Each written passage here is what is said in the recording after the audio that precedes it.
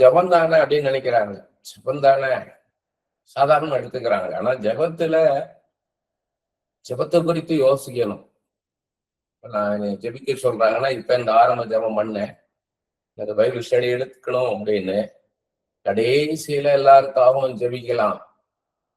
ஆனா அதுக்கு முன்னாடி இப்ப அவசர தேவையோடு இருக்கிறவங்களுக்காக ஜெபிக்கணும் அப்படின்னு எனக்குள்ள ஆண்டவர் பேசிக்கிட்டே இருந்தார். அப்ப ஜெபிக்கணும் அப்படின்னு உடனே எனக்குள்ள முதல்ல என்ன ஆகுதுன்னா, ஜெபிக்கணும் இன்னின்ன காரியங்களுக்காக இன்னாருக்காக ஜெபிக்கணும் அப்படின்னு தோணுனே அதை எப்படி ஜெபிக்கணும் நான் யோசிக்கிறேன். ஜெபம் தானே அப்பா அந்த சௌகரிய சுகப்படுத்துங்க, இந்த +2 10th எழுதுற பிள்ளைகள் எல்லாம் அப்பா சோத்திரம், அப்பா அவங்களெல்லாம் ஆசீர்வதிங்க, நல்லா படிக்க வைங்க அப்படின்னு ஒரு ஜபம் தானே நினைக்கிறோம். அந்த ஜபத்தை குறித்து யோசிக்கணும். முதலாவது ஒரு பேசுறதுக்கே before you speak a word think twice அப்படின்றாங்க உலகத்தான். ஒரு வார்த்தை பேசுறதுக்கு முன்பாக 2 தடவை யோசி என்ன வார்த்தை பேச போறேன்றாங்க. அப்ப ஒரு ஜபத்தை குறித்து நம்ம யோசிக்கணும். இப்போ ஒரு மனுஷனோட நம்ம பேசுறோம்னா ஒரு உரையாடல் அப்படின்னா அது சாதாரண விஷயம்.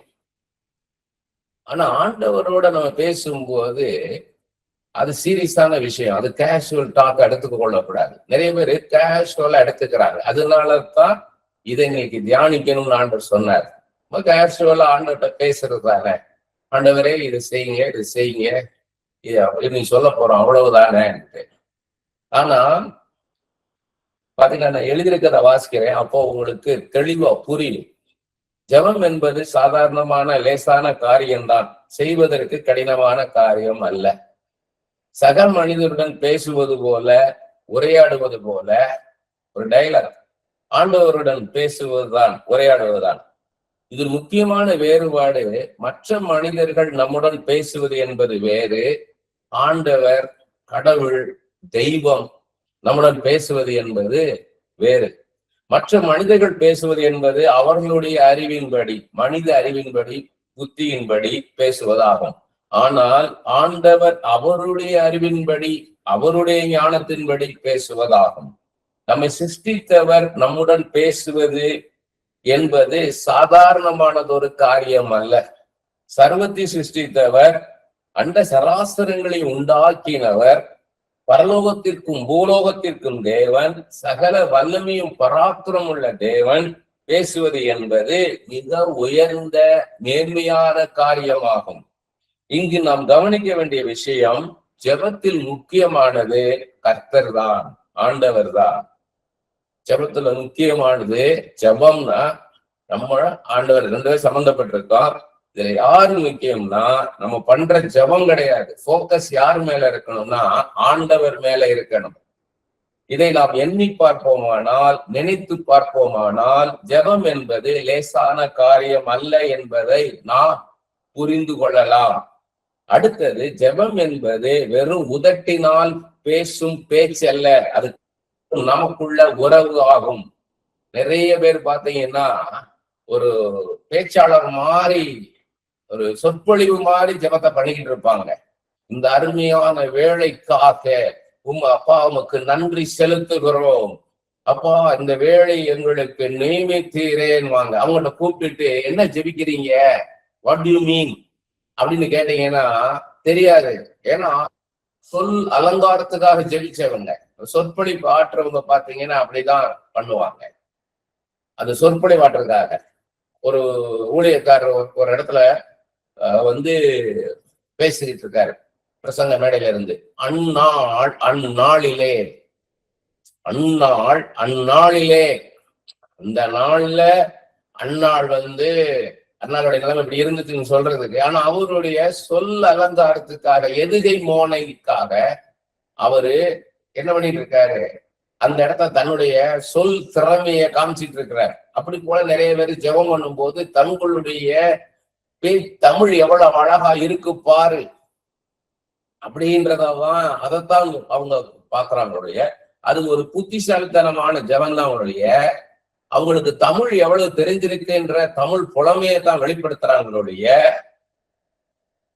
ஜெபத்தை அவங்க யோசித்து பார்க்கல, கத்தரை யோசித்து பார்க்கல. நீங்க கத்தரை யோசித்து பாக்குறீங்களா அப்படின்னு கேட்கணும். ஒருத்தர் ஜெபிக்கிறாங்கன்னா கூப்பிட்டு கத்தரை நினைச்சு பாக்குறீங்களான்னு நினைக்கிறோம். மத்தவங்க பாக்குறாங்கன்றதுக்காக ஜெபிக்கிற ஜெபம், அது பார்வைக்காக பண்ணுகிற ஜெபம்.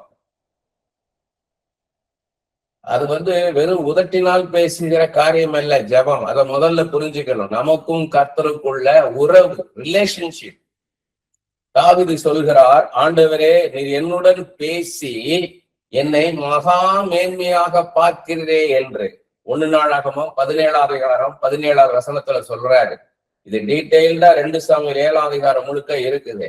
ஆனா அந்த 1 நாளாகமம் 17 அதே சம்பவத்தை சொல்லும் போது, ஆண்டவரே நீர் என்னுடன் பேசி என்னை மகா மேன்மையாக பார்க்கிறீரே என்றார்.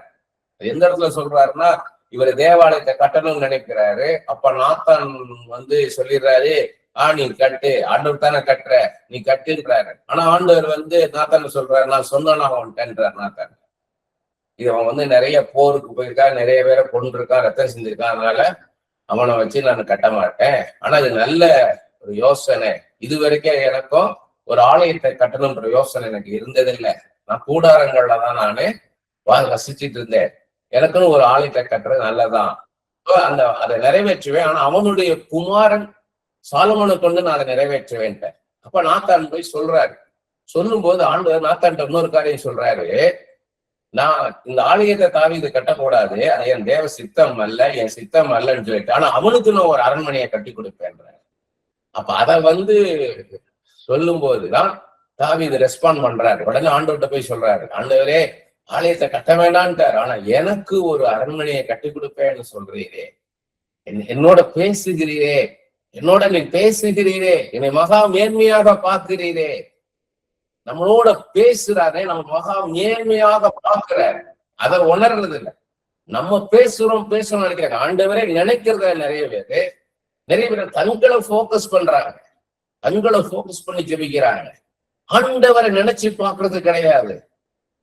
அதுக்குதான் பைபிளை படிங்க, பைபிளை படிங்க, பைபிளை படிங்க. ஏன்னா பைபிளை படிச்சாதான், வேதத்தை படிச்சாதான் நான் வணங்குகிற தெய்வம் யார், நான் தொழுது கொள்ளுகிற தெய்வம் யார், நான் நம்பி இருக்கிற தெய்வம் யார், அதை தெரிஞ்சாதான் சரியான ஜெபம் நமக்குள்ள இருந்து வரும். யார்கிட்ட பேசிக்கிட்டு இருக்கிற நீ? ஆண்டவர் கேட்டார், என்ன பதில்? ஆண்டவர் பேசுனார், to whom you are talking? யார்கிட்ட ஜெபிக்கிறோம், யாரை நோக்கி நம்ம ஜெபிச்சுட்டு இருக்கோம்ன்றதை நிறைய பேர் யோசிக்கிறது கிடையாது. கர்த்தர் மோசேயுடன் ஒரு சிநேகிதனுடன் கூட பேசுவது போல முகமுகமாய் பேசினாலும், 5 வயது சாமுவேல் சிறுவனுடன் பேசினாலும், அவர் சர்வ வல்லமை உள்ள தெய்வம், ஆண்டவர், ஒரு மனிதன் அல்ல என்பதை நாம் கருத்தில் கொள்ள வேண்டும்.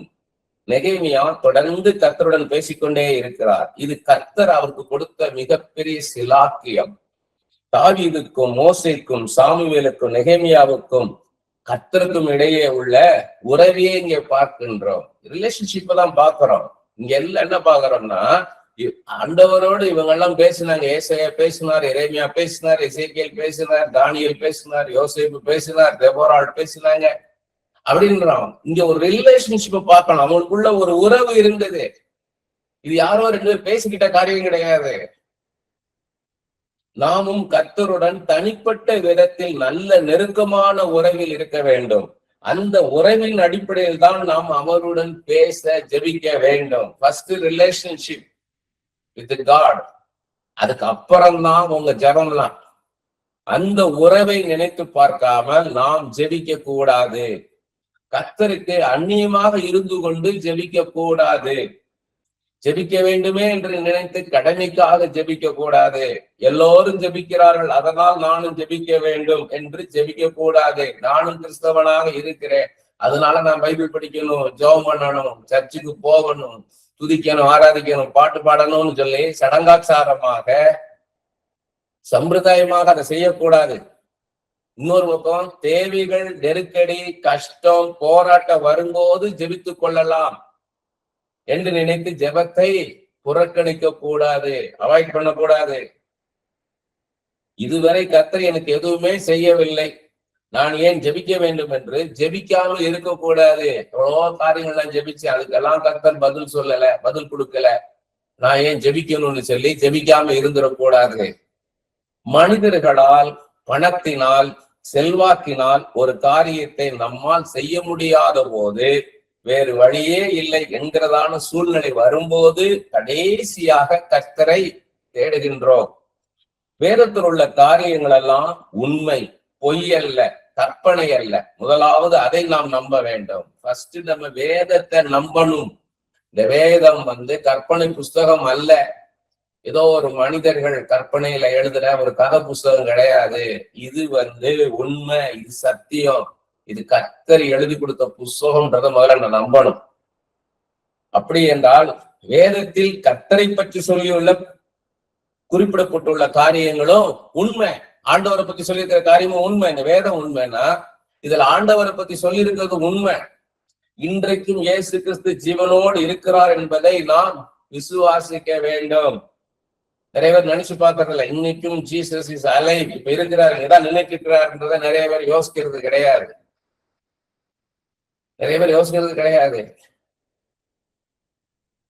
ஏன்னா எபிரேயர் 11:6 பாக்குறோம், விசுவாசம் இல்லாமல் தேவனுக்கு பிரியமா இருப்பது கூடாத காரியம். ஏனென்றால் விசுவாசிக்கிறவன் அவர் உண்டென்றும் தம்மை தேடுகிறவர்களுக்கு பலன் கொடுக்கிறவன் விசுவாசிக்க வேண்டும். இன்றைக்கு அவர் ஜீவனோடு இருக்கிறார். நம்ம ஜெபிக்கும் போது அதுக்கு பதில் கொடுப்பார்ன்றத நம்ம என்ன பண்ணணும்? விசுவாசிக்கணும். அவர் நமக்கு தேவையானதை நாம் கேட்டவுடன் கொடுப்பார் என்று நாம் விசுவாசிக்க வேண்டும். நமக்கு அவர் மேல் விசுவாசம் இல்லாமல் அவரிடமிருந்து நாம் எதையும் பெற்றுக்கொள்ள முடியாது. 2000 வருஷத்துக்கு முன்பாக மாம்சத்துல இயேசு கிறிஸ்து இந்த பூமியில இருந்த போது அவர் செய்த அற்புதங்கள் எல்லாம் நீ விசுவாசிக்கிறாயான்னு கேட்டாரு. விசுவாசிக்கிறேன்னு சொன்னவங்களுக்கு தான் அற்புதம் செஞ்சார். உன் விசுவாசத்தின்படி ஆக கடவுதுன்னாரு.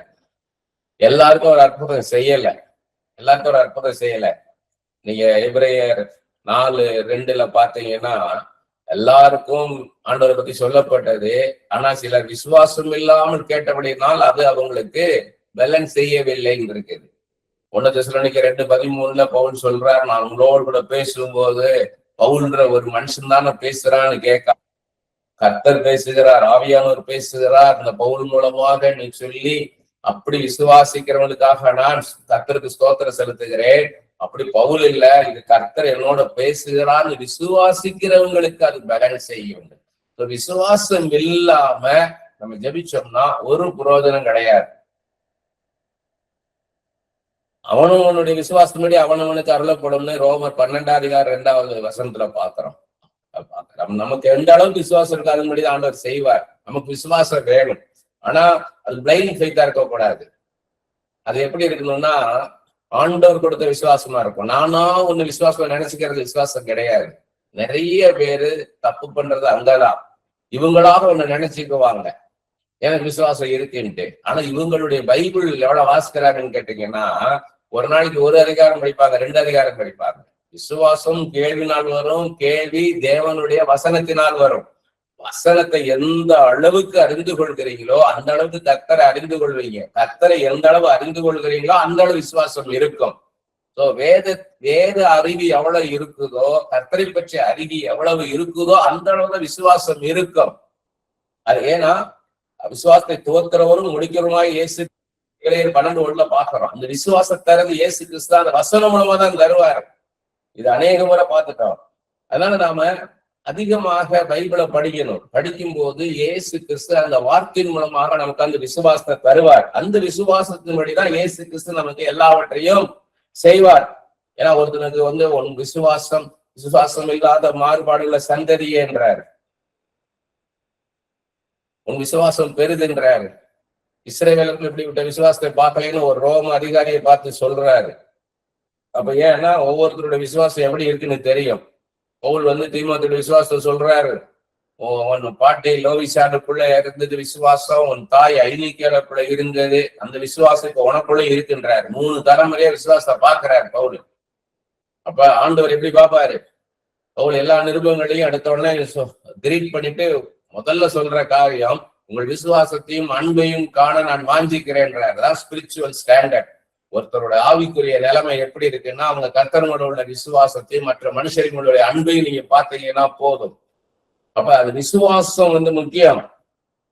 ஜெபிப்பதற்கு முன்பு நமக்கு விசுவாசம் வேணும். மத்தேயு 21:22 இயேசு கிறிஸ்து சொல்றாரு, மேலும் நீங்கள் விசுவாசம் உள்ளவர்களாய் ஜெபத்திலே எவைகளை கேட்பீர்களோ அவைகள் எல்லாம் பெறுவீர்கள் என்றார். ஒரு துக்ககரமான செய்தி இதுதான். இன்னைக்கு அநேகர் பாத்தீங்கன்னா அந்த விசுவாசம் இல்லை, ஆனா ஜெபிக்கிறாங்க. விசுவாசம் கிடையாது அவங்களுக்கு. அந்த ஜெபம் பண்ணும்போது கடன்னு ஜெபம் பண்ணுவாங்க. அவங்க ஜெபம் பண்ணும்போது பாத்தீங்கன்னா வசனங்களை சொல்லி ஜெபம் பண்ண உடனே நம்ம நினைப்போம், இவங்களுக்கு ஏராளமான வசனங்கள் இருக்கு போல, இந்த நேரத்துல இவ்வளவு வசனங்கள் யூஸ் பண்ணிருக்காங்க. அவ்வளவு வசனம் தான் அவங்களுக்கு தெரியும். நீங்க அடுத்து திரும்ப திரும்ப அவங்களை ஜெபம் பண்ண சொல்லும் போதுதான் தெரியும், அதே வசனத்தை சொல்லி ஜெபம் பண்ணுவாங்க. நிறைய பேர் பிரசங்கம் பண்றது அப்படிதான். ஒரு ஒரு கூட்டத்துக்கு போயிருந்தேன். அங்க ஒரு ஊழியக்காரரை சந்திக்கிறதுக்காக அங்க வர சொல்லியிருந்தார். அந்த இடத்துக்கு நான் வருவேன், நீங்களும் வாங்க. அதுக்காக நான் போய் ஒரு ஓரமா நின்றுட்டு இருந்தேன். அந்த ஊழியக்காரர் வந்தோட அவர்கிட்ட பேசுறதுக்காக. இப்போ உங்களை ஒரு கார் டிரைவர் அவரு கார்ல ஏறி உட்காந்துக்கோங்க, ஏன் நிக்கிறீங்க, கார்ல ஏறி உட்காருங்கன்னாரு. இல்ல வேணாம் அப்படின்னு. உடனே அவர் நினைச்சாரு ஏசி போட்டு உட்காந்துக்கலாம்னு சொல்றான்னு ஏசி ஆஃப் பண்ணிட்டாரு. ஆஃப் பண்ணி கண்ணாடியெல்லாம் திறந்து கார் டோரை திறந்து இப்போ உட்காருங்க பிரதர். இப்ப எனக்கு பாரு, நான் உங்களை சுமக்க போறது இல்ல, காரு தான் உங்களை சுமக்க போகுது, உட்காருங்க பிரதர். ரொம்ப நேரம் நிக்கிறீங்க, உட்காருங்க. சரி உட்கார்ந்து இருந்தேன். அவரு ஒரு ஊழியக்காரரை எழுத்துட்டு வந்திருக்கிறாரு. அந்த ஊழியக்காரர் பேச போறாரு. அவர் சொல்றாரு, பாருங்க கையில பைபிளே கிடையாது, பைபிளே கொண்டு வரல, பாருங்க பக்கத்துல வாங்குறாரு பாருங்க பைபிள்ன்ற. பக்கத்துல அங்க ஒருத்தர் இருந்து பைபிள் வாங்கிட்டு ஸ்டேஜுக்கு போறாரு. இப்ப பாருங்க இப்படி ஜெபம் பண்ணுவாரு, ஆரம்பிப்பாரு பாருங்க, இந்த வசனத்தை சொல்லி ஆரம்பிப்பாரு பாருங்க. அதே மாதிரி அந்த வசனத்தை சொல்லி ஆரம்பிச்சாரு. இப்ப பாருங்க இந்த பாட்டுல இந்த சரணம் பாடுவாரு பாருங்க, இந்த லைன் மட்டும் பாடுவாரு பாருங்கன்னாரு. அதே மாதிரி பாடுனாரு. இப்ப ஒரு கதை சொல்லுவார் பாருங்க, இந்த கதை சொல்லுவாரு, இப்படி அந்த கதை பாருங்கன்னாரு. அதே மாதிரி சொன்னாரு. அடுத்து இந்த வசனத்தை சொல்லுவாரு பாருங்கன்னாரு. எப்படி இருக்கு பாருங்க. இப்படித்தான் ஒருத்தர் ஜெபம் பண்ணும்போது இவங்க இப்படித்தான் ஜெபம் பண்ணவனு பிராண்ட் பண்ணிடக்கூடாது. எல்லாம் உங்க வலதுகையை உயர்த்தி, எல்லாருமே உங்க வலதுகையை வைத்து நீங்க இருக்கிற இடத்துல, இயேசுவே நான் பண்ண ஜெபத்தையே நான் பண்ணக்கூடாது ஐயா, என்னை பிராண்ட் பண்ணிடக்கூடாதாப்பா. இப்படித்தான் தொடங்குவாங்க, இப்படித்தான் இந்த ஜெபத்தை கொண்டு போவாங்க, இன்ன பாடலை பாடுவாங்க, இன்னென்ன வசனங்களை சொல்லுவாங்கன்னு என்னை பிராண்ட் பண்ண கூடாது ஐயா. இயேசுவே எனக்கு ஒரு முத்திரை பதிக்கப்படாது ஐயா, அந்த முத்திரை உடையட்டும் ஐயா. அப்பா எவ்வளோ வசனங்கள் இருக்கு அப்பா, ஆதியாகமத்துல இருந்து வெளிப்படுத்தின விசேஷ வரைக்கும் 1000 வசனங்கள் இருக்கு அப்பா, ஆயிரமா அப்பா. அந்தந்த நேரத்துக்கு ஏற்ற வசனங்களை உம்மிடத்துல இருந்து நான் பெற்றுக்கொண்டு ஜெபிக்கணும் ஐயா.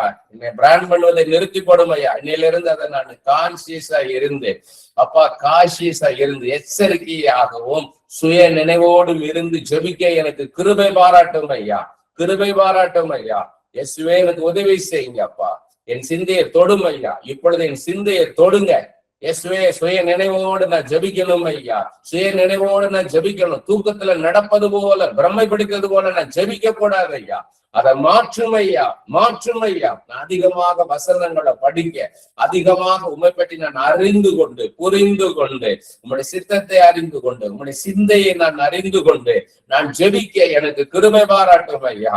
ஏற்ற காலத்தில் சொன்ன வார்த்தை வெள்ளித்தட்டில் வைக்கப்பட்ட பொற்பழங்களுக்கு சமானம்னு சொல்லியிருக்கிறாப்பா. இருதயத்துக்கு ஏற்ற, சமயத்துக்கு ஏற்ற வார்த்தை சொல்லும்படி கல்விமானி நாவை எனக்கு தருகிற தேவனாயிருக்கிறேன். காலைதோறும் என்னை தட்டி எழுப்புகிறேன் அப்பா, கற்றுக் கொடுக்கிறேன் அப்பா. நான் கற்றுக்கொள்ளணும் ஐயா, நான் ஜெபத்தை கற்றுக்கொள்ளணும் ஐயா. உம்மிடத்துல ஜெபத்தை கற்றுக்கொண்டு நான் ஜெபிக்க எனக்கு கிருபை பாராட்டுங்க.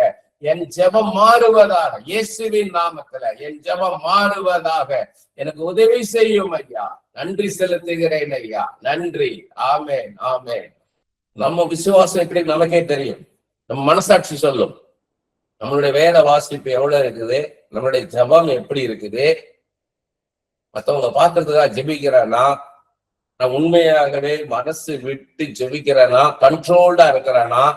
பரிசுத்தாவில நிறங்கணும்னு நிறைய பேர் இருக்கிறாங்க, கண்ட்ரோல் இல்லாம ஜெபிக்கிறதே இல்லை. அன்கண்ட்ரோல்டு ஜெபம் இல்ல, பரிசுத்த ஆவியானவர் நம்மளை தூக்கி நிறுத்துவார். யாக்கோபு 3 சொல்றாரு இல்லையா, ஒரு சின்ன சுக்கான் அவருடைய கப்பலுடைய திசையை நிர்ணயிக்குதுன்றாரு. ஒரு சின்ன தீக்குச்சி ஒரு காட்டையே கொளுத்திருன்றாரு. ஒரு சின்ன நாவுதானேன்னு சொல்லி நினைக்க கூடாதுன்றார். பேசுகிற வார்த்தை யோசித்து பேசின்னு இருக்கிறார். அப்ப ஒரு ஜெபத்தை ஜெபிக்கிறதுக்கு முன்னாடி யோசிங்க. நான் எப்போதும் போல ஜெபிக்க கூடாதாண்டவரே, நான் உண்மையாக ஜெபிக்கணும். இப்ப ஆண்டவர் சொல்லும்படி, அப்பா எனக்கு என்ன உணர்த்துகிறீரோ என் உள்ளத்துல அப்படி நான் ஜெபிக்கணும். என் மைண்ட் அதுல இருக்கணும், என் ஹார்ட் அதுல இருக்கணும். உண்மையே நினைச்சு பார்த்து நான் ஜெபிக்கணும் ஐயா. அப்படி ஜெபிக்கணும். நாம் கேட்பதையெல்லாம் கர்த்தர் கொடுப்பாரா அப்படின்னு கேட்டீங்கன்னா, கொடுக்க மாட்டார் என்பதுதான் பதில். அவரிடத்தில் வல்லமை இல்லாமல் இல்லை, அவரால் செய்யக்கூடாத காரியம் ஒன்றும் இல்லை. இங்கே நாம் கவனிக்க வேண்டிய விஷயம், நமக்கு எது சரியாக இருக்குமோ, எது சிறப்பாக இருக்குமோ, எது சமாதானமாக இருக்குமோ அதைத்தான் கர்த்தர் செய்வார். அப்ப இஷ்டப்படி எல்லாம் ஜெபிக்க கூடாது.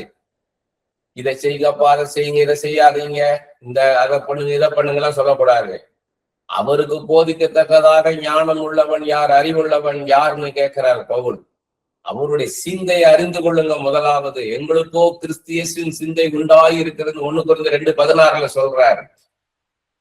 ரோமர் 11:33, 34 சொல்றாரு. அவருடைய ஞானம், அறிவு எவ்வளவு ஆழமானது, அதை அளவிட முடியாதது என்றாரு. அவருக்கு போதிக்கத்தக்கதாக ஞானம் உள்ளவன் யார், சிந்தை உள்ளவன் யார் என்றவரு 1 Corinthians 2 வரும்போது, எங்களுக்கோ கிறிஸ்து இயேசுவின் சிந்தை உண்டாயிருக்கிறது என்றார்.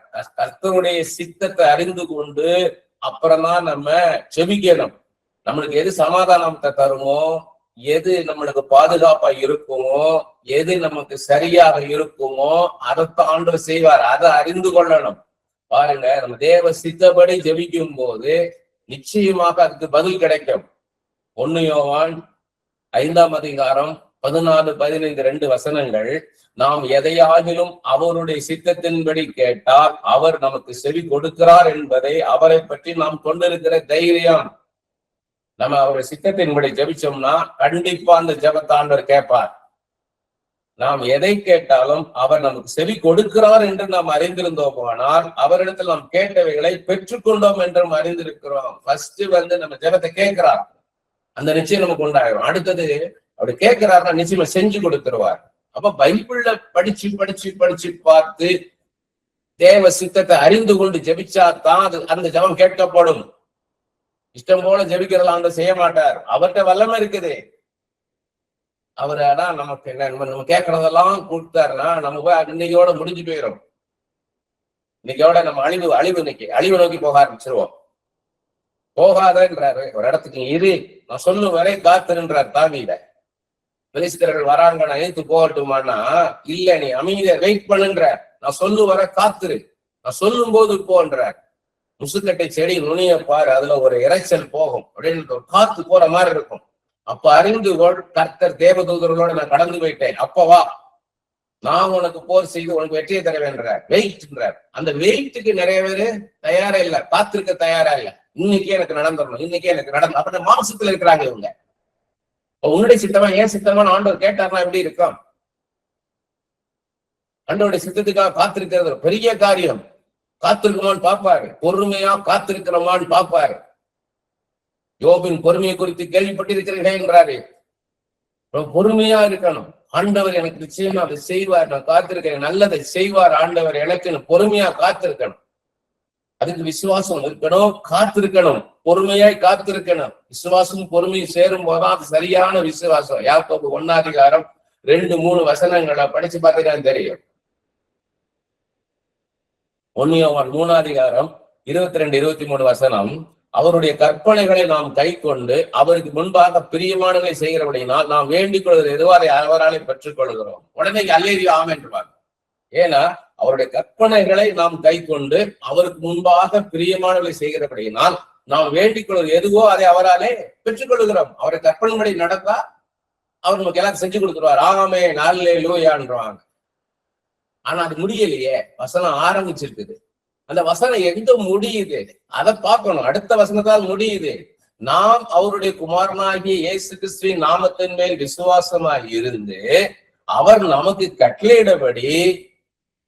கட்டளையிட்டபடி ஒருவரில் ஒருவர் அன்பாய் இருக்க வேண்டும் என்பதே அவருடைய கற்பனையாய் இருக்கிறது. ஒருவரில் ஒருவர் அன்பாய் இருந்து அப்பாவற்றை ஜெபிச்சாதான் காரியங்கள் நடக்கும். இதுதான் அங்க தீ. அதை நம்ம பார்க்கணும். நமக்கு ஏற்ற மாதிரி ஒரு வசனம் வந்தோடனே அதோட நிறுத்திடக்கூடாது. அது எங்க போய் முடியுது அது வரைக்கும் பார்க்கணும். ஒரு தண்ணி ஓடும், அந்த தண்ணி எங்க வரைக்கும் போகுது அது வரைக்கும் பார்க்கணும். நீங்க அந்த கிராமங்கள்ல பாத்தீங்கன்னா தெரியும், காலையில அதிகாலையில போய் அந்த வயல்வெளியில போய் பாத்தீங்கன்னா மண்வெட்டி வச்சு வெட்டுவாங்க வாய்க்காங்க. அந்த தண்ணி வந்து அப்படி ஒரு தொட்டில வந்து விழும் மோட்டர் பம்ப்ல இருந்து. அது அப்படியே ஓடி வரும். அவங்க அதை வந்து அங்கங்க இருக்க தடையில எடுத்து போவாங்க. அந்த கல்லு புல்லு எல்லாம் இருக்கும், அதெல்லாம் மண்ணு இதெல்லாம் எடுத்து விடுவாங்க. கிளியர் பண்ண அது ஓடும். அதை பார்த்துட்டே போவாங்க.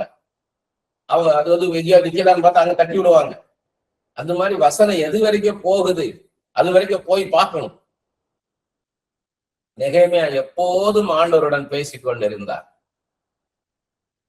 அது எங்கெங்க பேசினாங்கன்னு சொல்றேன் நான். தொடர்ந்து அவர் பேசுறாரு. ஏற்கனவே நம்ம நெகேமியாவை பார்க்கும்போது நெகேமியா மாத்திரம் கேரக்டர் ஸ்டடியில நம்ம பார்த்தோம் நெகேமியாவை குறித்து. அப்ப நம்ம அதை குறிச்சு பார்த்திருக்கோம். இருந்தாலும் இன்னைக்கு பிரேயர் எப்படி பண்றாருன்னு பாருங்க. கேஷுவல் டாக் கிடையாது. அவரு வந்து அவருடைய மைண்ட் அதுல இருக்கு, அவருடைய ஹார்ட் அதுல இருக்குது. ஆண்டவருக்கு அவளுக்குள்ள ஒரு உறவு இருக்குது. ஒரு பெரிய ஒரு மிஷனோட வந்திருக்காரு அவரு. அவர் வந்து ஒரு பெரிய ஒரு தரிசனத்தோட வந்திருக்கிறார். பெரிய டாஸ்க், மிகப்பெரிய ஒரு டாஸ்கோட வந்து நிற்கிறார். பாருங்க, நெகேமியா 1 4 முதல் 11 வசனம். இந்த வார்த்தைகளை கேட்ட போது நான் உட்கார்ந்து அழுது, என்ன பண்றார், ஃபர்ஸ்ட் உட்கார்ந்து அழுது சில நாளாய் துக்கித்து உபவாசித்து மன்றாடி பரலோகத்தின் தேவனை நோக்கி, பரலோகத்தின் தேவனாகிய கர்த்தாவே, உண்மையில் அன்பு கூர்ந்து உங்களுடைய கற்பனைகளை கை கொள்ளுறதுக்கு உடன்படிக்கையும் கிருபையும் காக்கிற மகத்துவம் பயங்கரமான தேவனே. முதல்ல இவர் என்னெல்லாம் செய்யறாரு, துக்கிக்கிறாரு, அழுகிறாரு. அடுத்து பாத்தீங்கன்னா மன்றாடுறாரு. அப்புறமேட்டு என்ன சொல்றாருன்னா ஆண்டவரை பத்தி சொல்றாரு. பரலோகத்தின் தேவனாகிய கர்த்தாவே, பரலோகத்துக்கு தேவனே, பரலோகத்தின் தேவனேன்றாரு. உம்மில் அன்பு கூர்ந்து உம்முடைய கற்பனைகளை கை கொள்ளுறதுக்கு உடன்படிக்கையும் கிருபையும் காக்கிற மகத்துவம் பயங்கரமான தேவனே. ஆண்டவரை எப்படி அறிந்து கொண்டார்ன்றத சொல்றாரு. சோ நம்ம நினைக்க, நம்ம இப்படி ஜெபிக்கிறோமா, எவ்வளவு எவ்வளவு எவ்வளவு பெரிய ரைட்டர்னு அப்படியா பெரிய பேச்சாளர் மாதிரியா பேசுறாரு. எவ்வளவு ஆழமா ஜெபிக்கிறார் பாருங்க. ஒரு பாடம் பாக்குறக்காரன் நல்ல ஹை பொசிஷன்ல இருக்கிறார், பேலஸ்ல இருக்கிறார், கிங்கோட இருக்கிறார். அவருக்கு எது தேவையில்லை, நல்ல பொசிஷன்ல இருக்கிறார். ஆனா அவர் வந்து எப்படி ஜெபிக்கிறார் பாருங்க. தாழ்த்தி, தன்னை தாழ்த்தி, அவரை உயர்த்தி, நீர் யார், நம்ம எப்படி அறிந்து கொண்டேன் அப்படின்னு சொல்றாரு. உமது அடியாராகிய இஸ்ரவேல் புத்திரருக்காக இன்று இரவும் பகலும் உனக்கு முன்பாக மன்றாடி, இரவும் பகலும் உமக்கு முன்பாக மன்றாடி, இஸ்ரவேல் புத்திராய் நாங்கள் உமக்கு விரோதமாய் செய்த பாவங்களை அறிக்கையிடுகிற அடியனுடைய ஜெபத்தை கேட்கிறதுக்கு உம்முடைய செவி கவனித்தும் உம்முடைய கண்கள் திறந்தும் இருப்பதாக நானும் என் தகப்பன் வீட்டாரும் பாவம் செய்தோம். ஆண்டவரே, என் ஜெபத்தை கேளுமையா, என் ஜெபத்தை கேளுமையா. தாழ்த்துறாரே, நான் மனுஷன், நீ தெய்வம். அந்த உணர்வு நமக்கு வரணும். 7வது வசனம் திரும்ப படிக்கிறேன். நாங்கள் உமக்கு முன்பாக மிகவும் கெட்டவர்களாய் நடந்தோம். நீர் உம்முடைய தாசனாகிய மோசேக்கு கற்பித்த கற்பனைகளையும் கட்டளையையும் நியாயங்களையும் கை கொள்ளாதே போனோம். நீங்கள் கட்டளையை மீறினால் நான் உங்களை ஜாதிகளுக்குள்ளே சிதறடிப்பேன் என்றும், நீங்கள் என்னிடத்தில் திரும்பி என் கற்பனைகளை கை கொண்டு அவைகளை செய்வீர்களானால் உங்களிலே தள்ளுண்டு போனவர்கள் வானத்தின் கடையாந்தரத்தில் இருந்தால் நான் அங்கே இருந்து அவர்களை சேர்த்து என் நாமம் விளங்கும்படி நான் தெரிந்து கொண்ட ஸ்தலத்துக்கு அவர்களை கொண்டு வருவேன் என்றும், தேவரீர் இப்படி தாசனாக மோசேக்கு கட்டளிட்ட வார்த்தையை நினைத்தருளும். அது சொல்றாரு. ஆண்டவரே, நம்ம ஜெபிக்கிறார். ஆண்டவரே, இப்படியாக நீ சொல்லி இருக்கிறீரே, இப்படியாக நீ சொல்லி இருக்கிறீரே, இப்படியாக நீ சொல்லி இருக்கிறீரே, நினைத்தருளும் அப்பான்னு சொல்லி ஜெபிக்கணும். மைண்ட் இருக்கு இதுல, அவருடைய மைண்ட் நம்ம மைண்ட் இருக்குதா ஜெபத்துல? நம்ம ஜெபிக்கும் போது என்ன சொல்லி ஜெபிக்கிறோம், என்ன நினைச்சு ஜெபிக்கிறோம்? தேவரே, உமது மகா வல்லமையினாலும் உமது பலத்த கரத்தினாலும் மீட்டுக் கொண்ட உமது அடியாரும் உடைய ஜனங்களும் இவர்கள் தானே. ரிலேஷன்ஷிப் சொல்றாரு. உமக்கும் எமக்குள்ள உறவு என்ன? ஆண்டவரே, நீர் தானே பாயினை ரட்சிப்புக்குள்ள நடத்தினீர், என்னை மட்டும் கொண்டு வந்தீர், சுகந்தீர், அப்படி சொல்லி ஜெபிக்கணும். ஆண்டவரே, உமது அடியானின் ஜபத்தையும் உமது நாமத்துக்கு பயப்பட வேண்டும் என்று விரும்புகிற உமது அடியாரின் ஜபத்தையும் உமது செவிகள் கவனித்திருப்பதாக. எங்க ஜபத்தை கேளுங்கப்பா ரிக்வஸ்ட் பண்றார் ஆண்டவர்கிட்ட தாழ்த்தி. இறைவன் ஆண்டவர் ஜெபிப்பார், நீ நல்லவ, நீ வல்லவ, I know who are you, I know about யூன்ற மாதிரி ஜெபிக்கிறது. அப்படிலாம் இருக்கக்கூடாது. தாழ்த்து, உன்னை தாழ்த்து, தலை மட்டும் உன்னை தாழ்த்து, நெகமியாவை போல. அதான் ஆண்டவருடைய சத்தத்தை கேட்டா நல்லா இருக்கும். நெகமியாவை புத்தகத்தை படிக்குவார், ஜெபத்தை கத்துக்கிட்டா அப்புறம் ஏடாவா அப்படின்னாதான் கரெக்டா இருக்கும். இன்றைக்கும் அது அடியானுக்கு காரியத்தை கை கூட வர பண்ணி இந்த மனுஷனுக்கு முன்பா ராஜாவுக்கு சொல்றாரு, ஆண்டவரே இந்த காரியம் எனக்கு வாய்க்கணும் ஐயா, ராஜாட்ட நான் போய் பேச போறேன், அவர் கண்களுக்கு தயகளுக்கு செய்யப்பான்னு சொல்லி ஜெபிக்கிறாரு. இந்த மனுஷனுக்கு முன்பாக எனக்கு இரக்கம் கிடைக்க பண்ணிடலும் என்று பிரார்த்தித்தேன். நான் ராஜாவுக்கு பானபாத்திரக்காரனாக இருந்தேன். நான் ராஜாவோட இருந்தாலும் அந்த ராஜாவின் கண்கள்ல தேவை கிடைக்கிறதுக்கு என் ராஜாதி ராஜா, என் தெய்வம், அவரு எனக்கு கிருபை செய்யணும்னு சொல்லி இதுதான் ஜபா. தன்னை உணரணும், நம்ம உணரணும் யார் ஒண்ணும் கிடையாது. என் ஜபத்தை ஆண்டவர் கேட்கணுமே. இயேசுவே ஜபத்தை கேளுங்கப்பா, இயேசுவே மன்றாடணும். அதுக்கு முதல்ல மன்றாடணும், எடுத்த உடனே ஜெபிக்க கூடாது. அடுத்து பாருங்க 2ஆம் அதிகாரத்துல 4-6 வசனம். அப்பொழுது ராஜா என்னை பார்த்து, நீ கேட்கிற காரியம் என்ன என்றார். அப்பொழுது நான் பரலோகத்தின் தேவனை நோக்கி ஜெபம் பண்ணி. ராஜா கேட்கிறாரு, நீ என்ன காரியம் கேட்கிற? ஏன்னா முகவாடலா இருக்குது, இது உனக்கு சுக வேணும்னா இல்ல, நீ மனசுல சோர்ந்திருக்க, என்ன மனசுல சோர்ந்திருக்கன்னு கேட்கிறாரு. உடனே அவர் என்ன சொல்றாரு, பரலோகத்தின் தேவனை நோக்கி ஜெபம் பண்ணி. முதல் ஆண்டவர்கிட்ட ஜெபம் பண்றாரு. ராஜாவை பார்த்து, ராஜாவுக்கு சித்தமாய் இருந்து அடியனுக்கு முன் சமூகத்தில் தய கிடைத்ததானால் என் பிதாக்களின் கல்லறைகள் இருக்கும் பட்டணத்தை கட்டும்படி யூதா தேசத்தினரை அனுப்ப வேண்டும் என்று வேண்டிக் கொள்கிறேன் என்றார். அப்பொழுது ராஜசபை பக்கத்துல உட்கார்ந்து இருந்தாலும் வருது. அடுத்து அப்படி ஜெபம் பண்றாரு பாருங்க. அடுத்து பாத்தீங்கன்னா 4ஆம் அதிகாரம் 4வது வசனம். 4ஆம் அதிகாரம் 4வது வசனத்துல பாத்தீங்கன்னா, எங்கள் தேவனே, நாங்கள் அவமதிக்கப்படுகிறதை கேட்டு அவர்கள் நிந்திக்கிற நிந்தியை அவர்கள் தலையின் மேல் திருப்பி அவர்களை சிறையிருப்பின் தேசத்திலே சூறைக்கு ஒப்புக்கொடும். இப்ப ஆண்டவரோட குரூப்ல ஜெபம் பண்றாரு. ஆண்டவரே, என் எதிரிக்கு என்ன செய்யணும் அதை செய்யுங்கப்பா அப்படின்னு சொல்லி ஜெபிக்கிறார். ஃபர்ஸ்ட் ஒரு ரிலேஷன்ஷிப் வந்துட்ட பிறகுதான், அந்த கன்ஃபர்மேஷன் கிடைச்சாதான் நீங்க உரிமையா பேச முடியும். எடுத்தோடனே உரிமையா நீங்க பேசக்கூடாது. கர்த்தருக்கு உங்களுக்குள்ள உறவு எப்படி இருக்குது? What kind of relationship you have? How much time you spend with God each and every day? ஒவ்வொரு நாளும் ஆண்டவரோடு போதுமான அளவு நேரத்தை செலவழிக்கிறீங்களா? ஆண்டவரை நினைச்சு பாக்குறீங்களா? உங்க ஜெபம் எப்படி இருக்குது? உங்க வேத வாசிப்பு எப்படி இருக்குது? உங்க துதி ஆராதனை எப்படி இருக்குது? ஊழியம் செய்தாதான் துதிக்கணும் ஆராதிக்கணும் கிடையாது. நீங்க விசுவாசியா நான் இருந்து நான் ஜெபம் பண்றேன்னா ஓரளவு ஜெபம் பண்ணா போதும். ஊழியத்துக்கு வந்து ஜெபம் பண்ணா மன்றாடி ஜெபிக்கணும், மன்றாடி ஜெபிக்கணும். கர்த்தர் என்ன சொல்லுகிறார்னு கேட்கணும். அதுல அந்த குடும்பத்துக்கு ஆகும் மன்றாடி ஜெபிக்கணும். அதிக நேரம் மன்றாடி ஜெபிக்கணும். ஆண்டவர் பாதத்துல விழுந்து கிடக்கணும். அதே 4ஆம் அதிகாரம் 9வது வசனம் நெகேமியா, ஆனாலும் நாங்கள் எங்கள் தேவனை நோக்கி ஜெபம் பண்ணி அவர்கள் நிமித்தம் இரவும் பகலும் ஜாமம் காத்திரலை வைத்தோம். எப்படி பாருங்க, இரவு பகலா இவங்களை பாதுகாக்கணும். ஏன்னா சன்பல்லா தொபியா அவங்க எல்லாம் அவங்களை எதிர்த்து நிக்கிறாங்க. அவங்க நடுவுல இவர் ஜெபம் பண்றாரு. அப்ப அதே இவங்களை பாதுகாப்பா இருக்கணும். எல்லாம் கண் விழிச்சு இரவு பகலாக தங்களை காத்து கொள்ளணும். ஆனா நலகத்தை கட்டிக்கிட்டு இருக்கிறாங்க. ஒரு கூட்டம் பாதுகாப்பா நிற்கிறது, ஒரு கூட்டம் அந்த வாழை கட்டிக்கிட்டு இருக்கு முதல்ல. அதுக்கு இடையில இவர் ஜெபம் பண்றாரு. 5ஆம் அதிகாரம் 19வது வசனம், என் தேவனே, நான் இந்த ஜனத்துக்காக செய்த எல்லாவற்றின்படி எனக்கு நன்மை உண்டாகும்படி என்னை நினைத்தருளும், என்னை நினைத்தருளும். இயேசுவே என்னை நினைங்கப்பா, நினைச்சு பாருங்கப்பா. எப்படி ஜெபிக்கிறார் பாருங்க. அடுத்தது 6ஆம் அதிகாரம் 9வது வசனம்.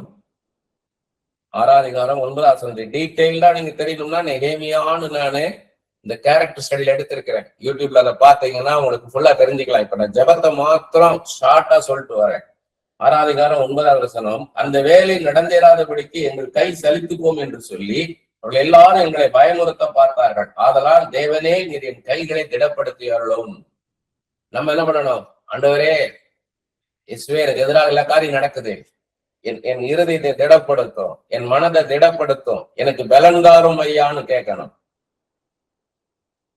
அடுத்தது 6ஆம் அதிகாரம் 14வது வசனம்.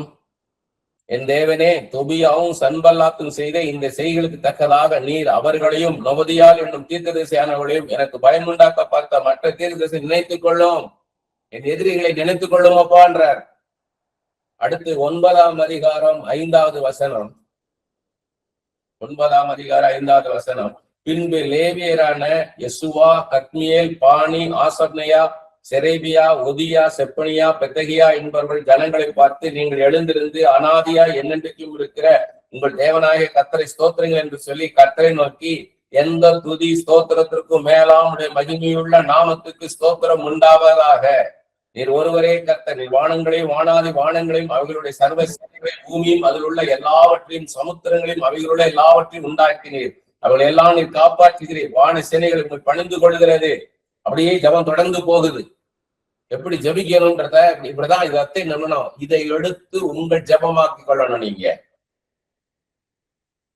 அடுத்து 13ஆம் அதிகாரம் 14வது வசனம். 13ஆம் அதிகாரம் 14வது வசனம். என் தேவனே, நான் என் தேவனுடைய ஆலயத்துக்காகவும் அது முறைமைகளுக்காக செய்த நற்கிரிகளை குலைத்து போடாமல் இந்த காரியத்திலே நீ நினைத்தரலும். நான் செய்யற தடைபடக்கூடாது ஐயா. இயேசுவே, என் வாழ்க்கை தடைபடக்கூடாது, என் ஊழியம் தடைபடக்கூடாது, என் தரிசனம் தடைபடக்கூடாது ஐயான்னு சொல்லி ஜெபிக்க சொல்றாரு. அது 13ஆம் அதிகாரம் 22வது வசனம். ஓய்வு நாளை பரிசுத்தமாக்கும்படி உங்களை சுத்தம் பண்ணி கொண்டு வாசல்களை காக்க வாருங்கள் என்று லேவியருக்கும் சொன்னேன். என் தேவனே, உடனே பாருங்க, எல்லாம் செஞ்சுட்டு ஆண்டவர்கிட்ட எப்படி பேசுறேன்னு சொல்றாரு பாருங்க. என் தேவனே, இதை குறித்து நீர் என்னை நினைத்தருளி உங்களுடைய மிகுந்த கிருபையின்படி எனக்கு இறங்குவீராக. எனக்கு இறங்கும் ஐயா. அடுத்து 13ஆம் அதிகாரம் 29வது வசனம். என் தேவனே, அவர்கள் ஆசாரிய ஊழியத்துக்கும் லேவியருக்கும் இருக்கிற உடன்படிக்கையும் தீட்டுப்படுத்தினார் என்று அவர்களை நினைத்துக் கொள்ளும். எனக்கு எதிராக என்னெல்லாம் செய்யறாங்க அதெல்லாம் நினைச்சு கொள்ளும் ஐயான்றார். அடுத்து 31வது வசனம். குறிக்கப்பட்ட காலங்களிலே செலுத்தப்பட வேண்டிய விறகு காணிக்கையும் முதற்படங்களின் குறித்து திட்டமிடினேன். என் தேவனே, எனக்கு நன்மை உண்டாக என்னை நினைத்தருளும். எனக்கு நன்மை உண்டாக என்னை நினைத்தருளும்ன்றார். எப்படி ஜபம் பண்றாரு பாருங்க. இதுதான் இது ஒரு 12 ஜபம் உங்களுக்கு சொல்லியிருக்கேன் நெகேமியால. 12 விதம் எப்படி ஜபிச்சாரு. இப்படி போல நம்மளை ஜபிக்கணும். அவர் ஆண்டவருக்கு அவருக்குள்ள உறவை தான் நம்ம பார்க்கிறோம். நெகேமியா எப்படி ஆண்டவரோட உறவுல இருந்தார், எப்படி பேசினார்னா, எப்படிப்பட்ட உறவுல இருந்தா அப்படி பேச முடியும். What kind of relationship has with God, அதை பார்க்கணும் நம்ம. தாவீது எப்போதும் ஆண்டவரை துதித்துக் கொண்டும் ஆராதித்துக் கொண்டும் ஜெபித்துக் கொண்டும் இருந்தார். தாவீதின் சங்கீதங்கள் எல்லாமே ஜபங்கள் தான். அவர் சங்கீதம் 34:1 பார்க்கிறோம். சங்கீதம் 34:1 கர்த்தரை நான் எக்காலத்திலும் ஸ்தோத்திரிப்பேன், அவர் துதி எப்போதும் என் வாயில் இருக்கும். சங்கீதம் 35:28 பார்க்கிறோம், என் நாவும் அது நீதியும் நாள் முழுவதும் அது துதியும் சொல்லிக் கொண்டிருக்கும். உள்ளுக்குள்ள நம்ம ஆண்டவரை துதிச்சு கொண்டும் ஆராதித்துக் கொண்டும் நன்றி சொல்லிக் கொண்டும் இருக்கணும் நாள் முழுக்க. சங்கீதம் 71:8 என் வாய் உமது துதியினாலும் நாள்தோறும் அது மகத்துவத்தினால் நிறைந்திருப்பதாக. நாள் முழுவதும் அவரை குறித்து நினைச்சுக்கிட்டு இருக்கேன்றார் இந்த சங்கீதத்துல. அடுத்து சங்கீதம் 146 அதுல 2வது வசனம். நான் உயிரோடு இருக்க மட்டும் கர்த்தரை துதிப்பேன், நான் உள்ள அளவும் நான் இருக்கிற அளவும் இந்த பூமியில் இருக்கிற என் தேவனை கீர்த்தனம் பண்ணுவேன். எப்போதும் ஆண்டவரை நம்ம துதிச்சுட்டே இருக்கணும். சங்கீதங்களை படிங்க. சங்கீதங்கள் எல்லாம் ஜபங்கள் தான். அதனால அவங்க சங்கீதங்களை நிறைய படிங்க. ராத்திரி நேரத்துல சங்கீதங்களை உட்கார்ந்து படிங்க. அந்த சங்கீதங்கள் எல்லாமே ஜபங்கள் தான். அதை படிக்கும் போது நமக்கு எப்படி ஜபிக்கணும்னு தெரியும். நம்ம ஜபம் மாறும். நம்ம பண்ண ஜபத்தையே மாத்துறதுக்கு இதுதான் வழி. இப்ப நம்ம பார்த்தா நெகேமியா எப்படி ஜெபிச்சாருன்னு பார்த்தோம். அதே போல நம்மளும் ஜெபிக்க ஆரம்பிக்கணும். இப்ப சங்கீதங்களெல்லாம் எடுத்து படிக்கும் போது அந்த சங்கீதங்கள் எல்லாம் நம்ம ஜபமாக மாறணும். அடுத்து வாக்குத்தத்தங்கள். வேதத்தில் உள்ள வாக்குத்தத்தங்கள் எல்லாம் கர்த்தர் நமக்கு கொடுத்தது. அதெல்லாம் நம்ம எடுத்து ஜபத்துல பயன்படுத்தணும். இவளெல்லாம் யாருக்கோ கர்த்தர் கொடுத்தது நினைக்க கூடாது. இவளெல்லாம் வேதம் முழுவதுமே கர்த்தர் எனக்கு கொடுத்ததுன்னு நினைச்சு பார்த்து அவங்களை எல்லாம் உரிமை பாராட்டணும். அதெல்லாம் நம்ம உரிமை பாராட்டணும்.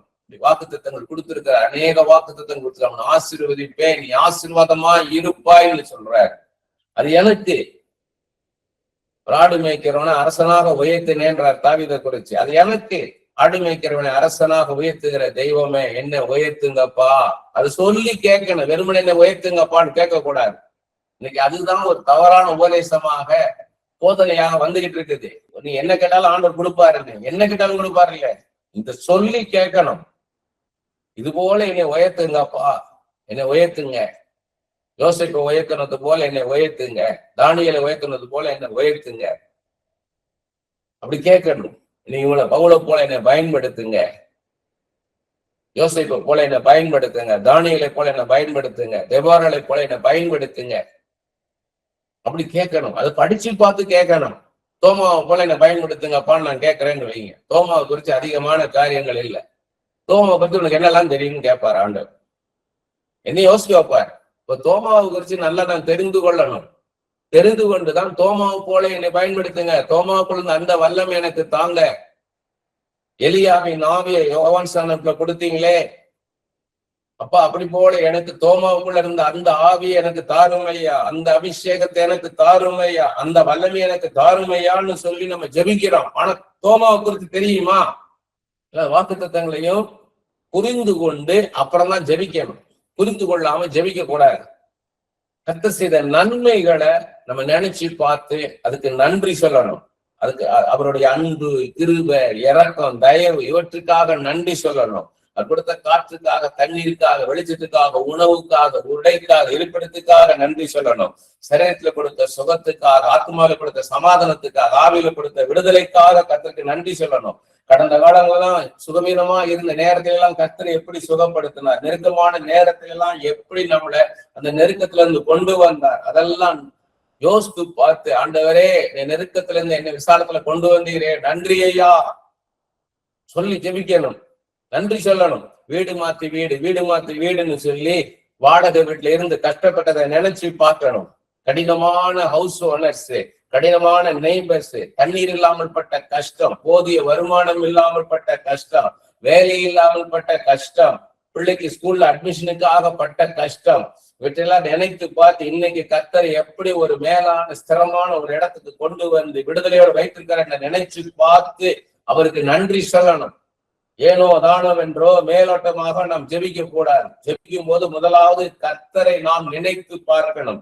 அடுத்தது கர்த்தருக்கு நமக்கு உள்ள இடையே உள்ள உறவை நினைத்து பார்க்க வேண்டும். பயபக்தியுடன் கர்த்தரை நோக்கி ஜெபிக்க வேண்டும். எல்லா மனிதர்களை காட்டிலும் மேலான தெய்வம் ஆண்டவரோடு நாம் ஜெபிக்கிறோம் என்பதை நாம் ஒரு நாளும் மறக்க கூடாது. நாம் கேட்பதற்கு முன்பாக நமக்கு இன்னது தேவை என்பதை கர்த்தர் அறிவார். மத்த 6:8 சொல்லி இருக்குது. எனவே கர்த்தரிடம் கேட்டு நாம் ஜெபிக்க வேண்டும். அவர்கிட்ட கேட்கணும், ஆண்டவரே எனக்கு எது சரியா வரும், நான் இங்க இருக்கிறது சரியா வருமா, இல்ல இந்த வீட்டை மாத்த அந்த வீட்டுக்கு போட்டுமா, இந்த வீட்டை வாங்கட்டுமா, இந்த நிலத்தை நான் வாங்கலாமா, இந்த வேலைக்கு நான் போகலாமா அப்படின்னு சொல்லி ஆண்டவர்கிட்ட கேட்கணும்.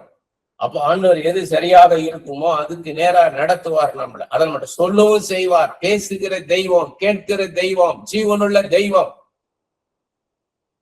நாம் வேண்டிக் கொள்கிறது இன்னதென்று நாம் அறியாதிருக்கிறபடினால் நமக்காக வாக்கு கடங்காத பெருமை சொற்களோடு பரிந்து பேசும் ஆவியானவன் ரோமர் 8:26 பாக்குறார். நமக்கு ஜெபிக்க கற்றுக் கொடுப்பார். நமக்கு என்ன கரெக்டா இருக்கு நமக்கு தெரியாது, எது சரியாக நமக்கு தெரியாது, ஆனா ஆண்டவருக்கு தெரியும்.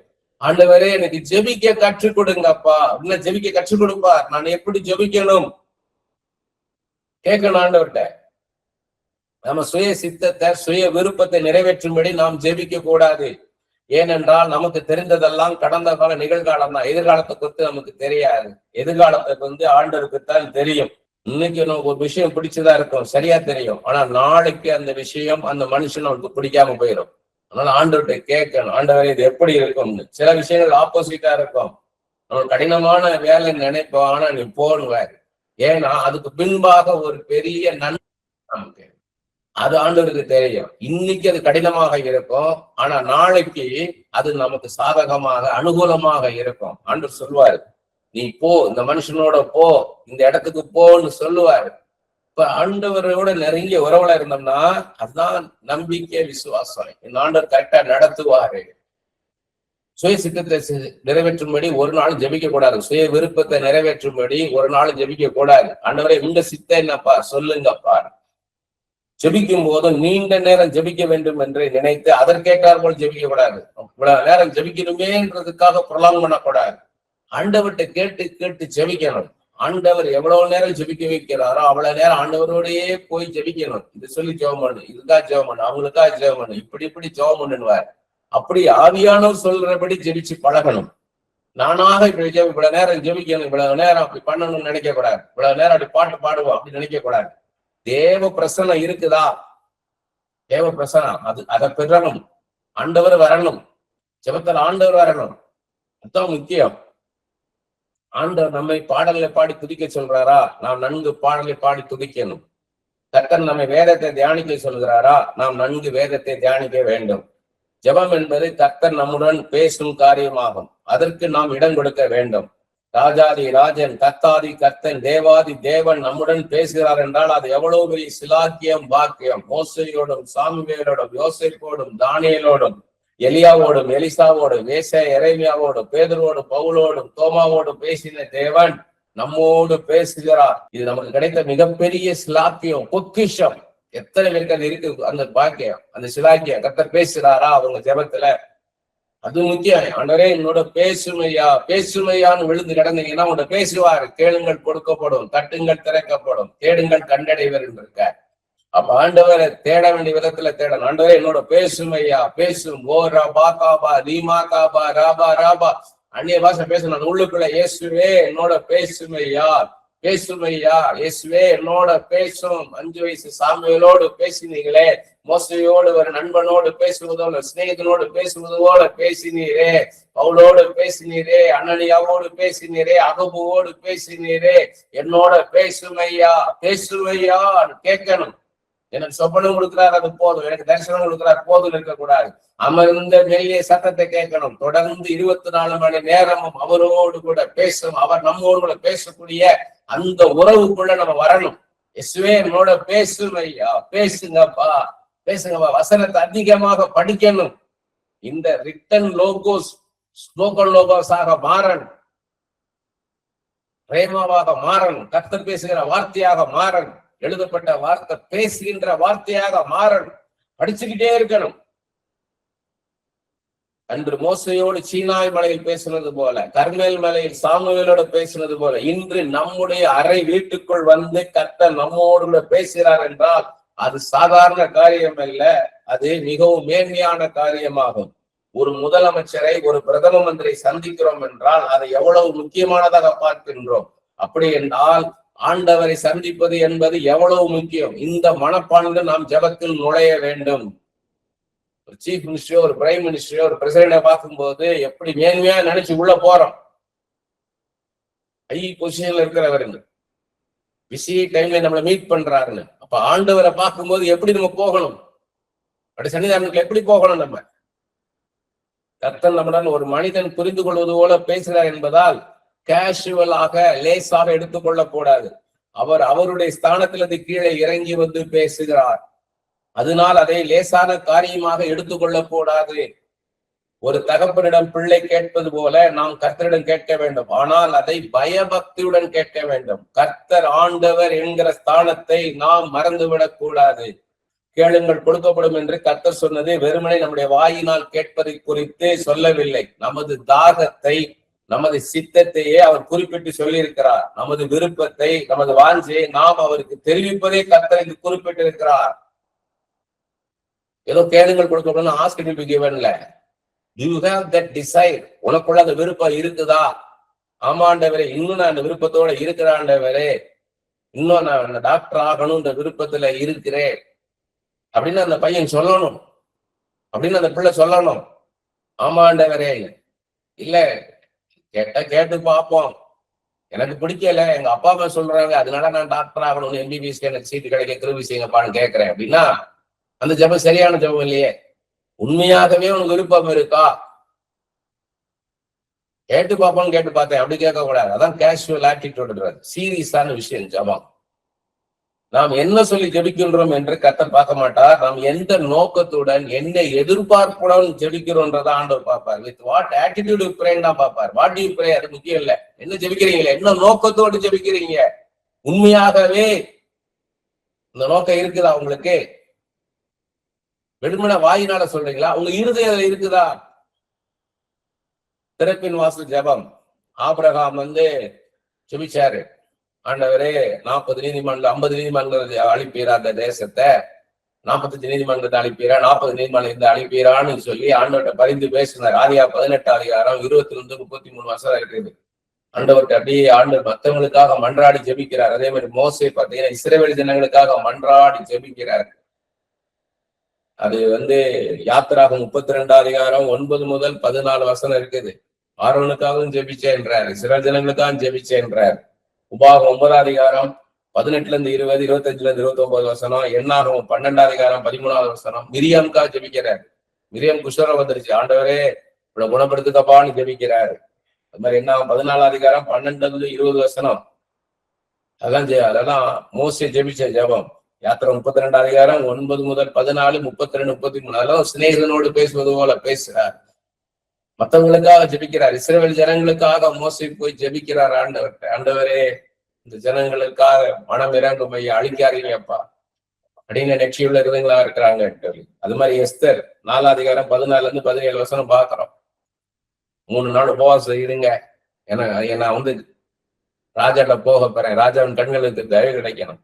3 நாள் எல்லாம் உபவாசம் ஜெபம் பண்ணுங்கன்றார். யூத ஜனங்கள் எல்லாரும் ஜெபம் பண்றாங்க. ஆண்டவரே இந்த ராஜாவின் கண்கள் எஸ்தருக்கு தயவு கிடைக்கணும், எங்களுக்கு தயவு பாராட்டுமப்பான்னு ஜெபிக்கிறாங்க. திறப்பின் வாசல் ஜெபம்ன்றார். மற்றவங்க ஜனங்களுக்காக மன்றாடி ஜெபிக்கிறது. அதுல இருதயம் இருக்கணும். உண்மையாகவே மற்றவங்களை நேசித்து ஜெபம் பண்ணணும். ஏதோ பொதுவாக பொதுவா ஜெபிக்க விடாது. இந்த உக்ரைனுக்காக ஜெபிச்சது போல, உக்ரைன் எங்கேயோ இருக்குது, எங்கேயோ ரஷ்யா உக்ரைன் எங்கேயோ நடந்துகிட்டே இருக்குது, அதுக்காக ஜெபிக்கிறேன் மாதிரி ஜெபிக்க கூடாது. எல்லாரும் ஜெபிக்கிறான், நான் ஜெபிக்கிறேன். உண்மையாகவே அந்த உக்ரைன்ல இருக்க ஜனங்களை நீங்க நேசிக்கிறீங்களா? உங்களுக்காக ஜெபிப்பது போல அந்த உக்ரைன் ஜனங்களுக்காக ஜெபிக்கிறீங்களா? தீர்க்கதரிசிகள் மற்ற ஜனங்களுக்காக கர்த்தரிடத்தில் மன்றாடி ஜெபித்தார்கள். இன்றைக்கும் தீர்க்கதரிசிகள் ஜனங்களுக்காக கர்த்தரில் மன்றாடி ஜெபிக்க வேண்டும். உன்னை போல் பிறனை நேசி என்று ஆண்டவர் சொல்லி இருக்கிறார். அதனால் கிறிஸ்தவர்கள் கிறிஸ்துவை போல் மற்றவர்களை தங்களை போல் நேசித்து கர்த்தரிடம் அவர்களுக்காக ஜெபிக்க கடமைப்பட்டிருக்கிறோம். நமக்காக மாத்திரம் நம் கர்த்தரிடம் ஜெபிப்போம் என்றால் அது சுயநலமான ஜெபமாகும். முதலாவது, ஒருவர் ரட்சிக்கப்படாதவர் என்றால் அவருடைய ரட்சிப்பிற்காக நாம் ஜெபிக்க வேண்டும். ஒருவருக்கு இயேசுவை கொடுப்பது போல பெரிய பொக்கிஷம் வேறு எதுவும் இல்லை. பாவத்திலிருந்து, சாபத்திலிருந்து, தரித்திரத்திலிருந்து, வியாதியிலிருந்து விடுதலை அவர்கள் பெற்றுக் கொள்வதாகும். அடுத்தது, நம்மை ஆளும் தலைவர்களுக்காக ஜெபிக்க வேண்டும். தேசம் சமாதானமாக இருக்க வேண்டும். தேசம் பாதுகாக்கப்பட வேண்டும். தேவ சித்தப்படி நமது தேசத்தில் எல்லா காரியங்களும் செய்யப்பட வேண்டும். தேசம் இயேசுவை அறிய வேண்டும். அதற்காக நாம் தாகத்தோடு ஆத்தும பாரத்தோடு ஜெபிக்க வேண்டும். நான் ஒரு தனி மனிதனாக மனுஷியாக ஜெபிச்சு என்ன நடக்க போகுது, என்ன பெரிய மாற்றம் வரப்போகுது என்று நினைத்து ஜெபிக்காமல் இருந்துவிடக் கூடாது. ஊழியம் செய்பவர்கள் அதையெல்லாம் பார்த்துக் கொள்வார்கள், எனக்கு அதில் பங்கு இல்லை என்று இருந்து விடக்கூடாது. உங்கள் வீட்டில் அருகில் இருப்பவர்களுக்கு, உங்களுடன் அலுவலகத்தில் வேலை பார்ப்பவர்களுக்கு இவர்களுடைய ரட்சிப்புக்காக நீங்கள் ஜெபிக்க வேண்டும். அவங்க பேர் தெரியணும் அவசியம். அவங்களுக்காக ஜெபிக்கிறாண்டவரேன்னு சொல்லி ஜெபிச்சாலே போதும். அப்படி அவங்களுக்காக உங்களுக்கு சுத்தி இருக்கிறதுக்காக நீங்க ஜெபிக்கணும். அவர்களும் இயேசுவை அறிந்து கொள்ள வேண்டும் என்கிற எண்ணம் உங்களுக்குள் ஸ்திரமாக இருக்கணும்.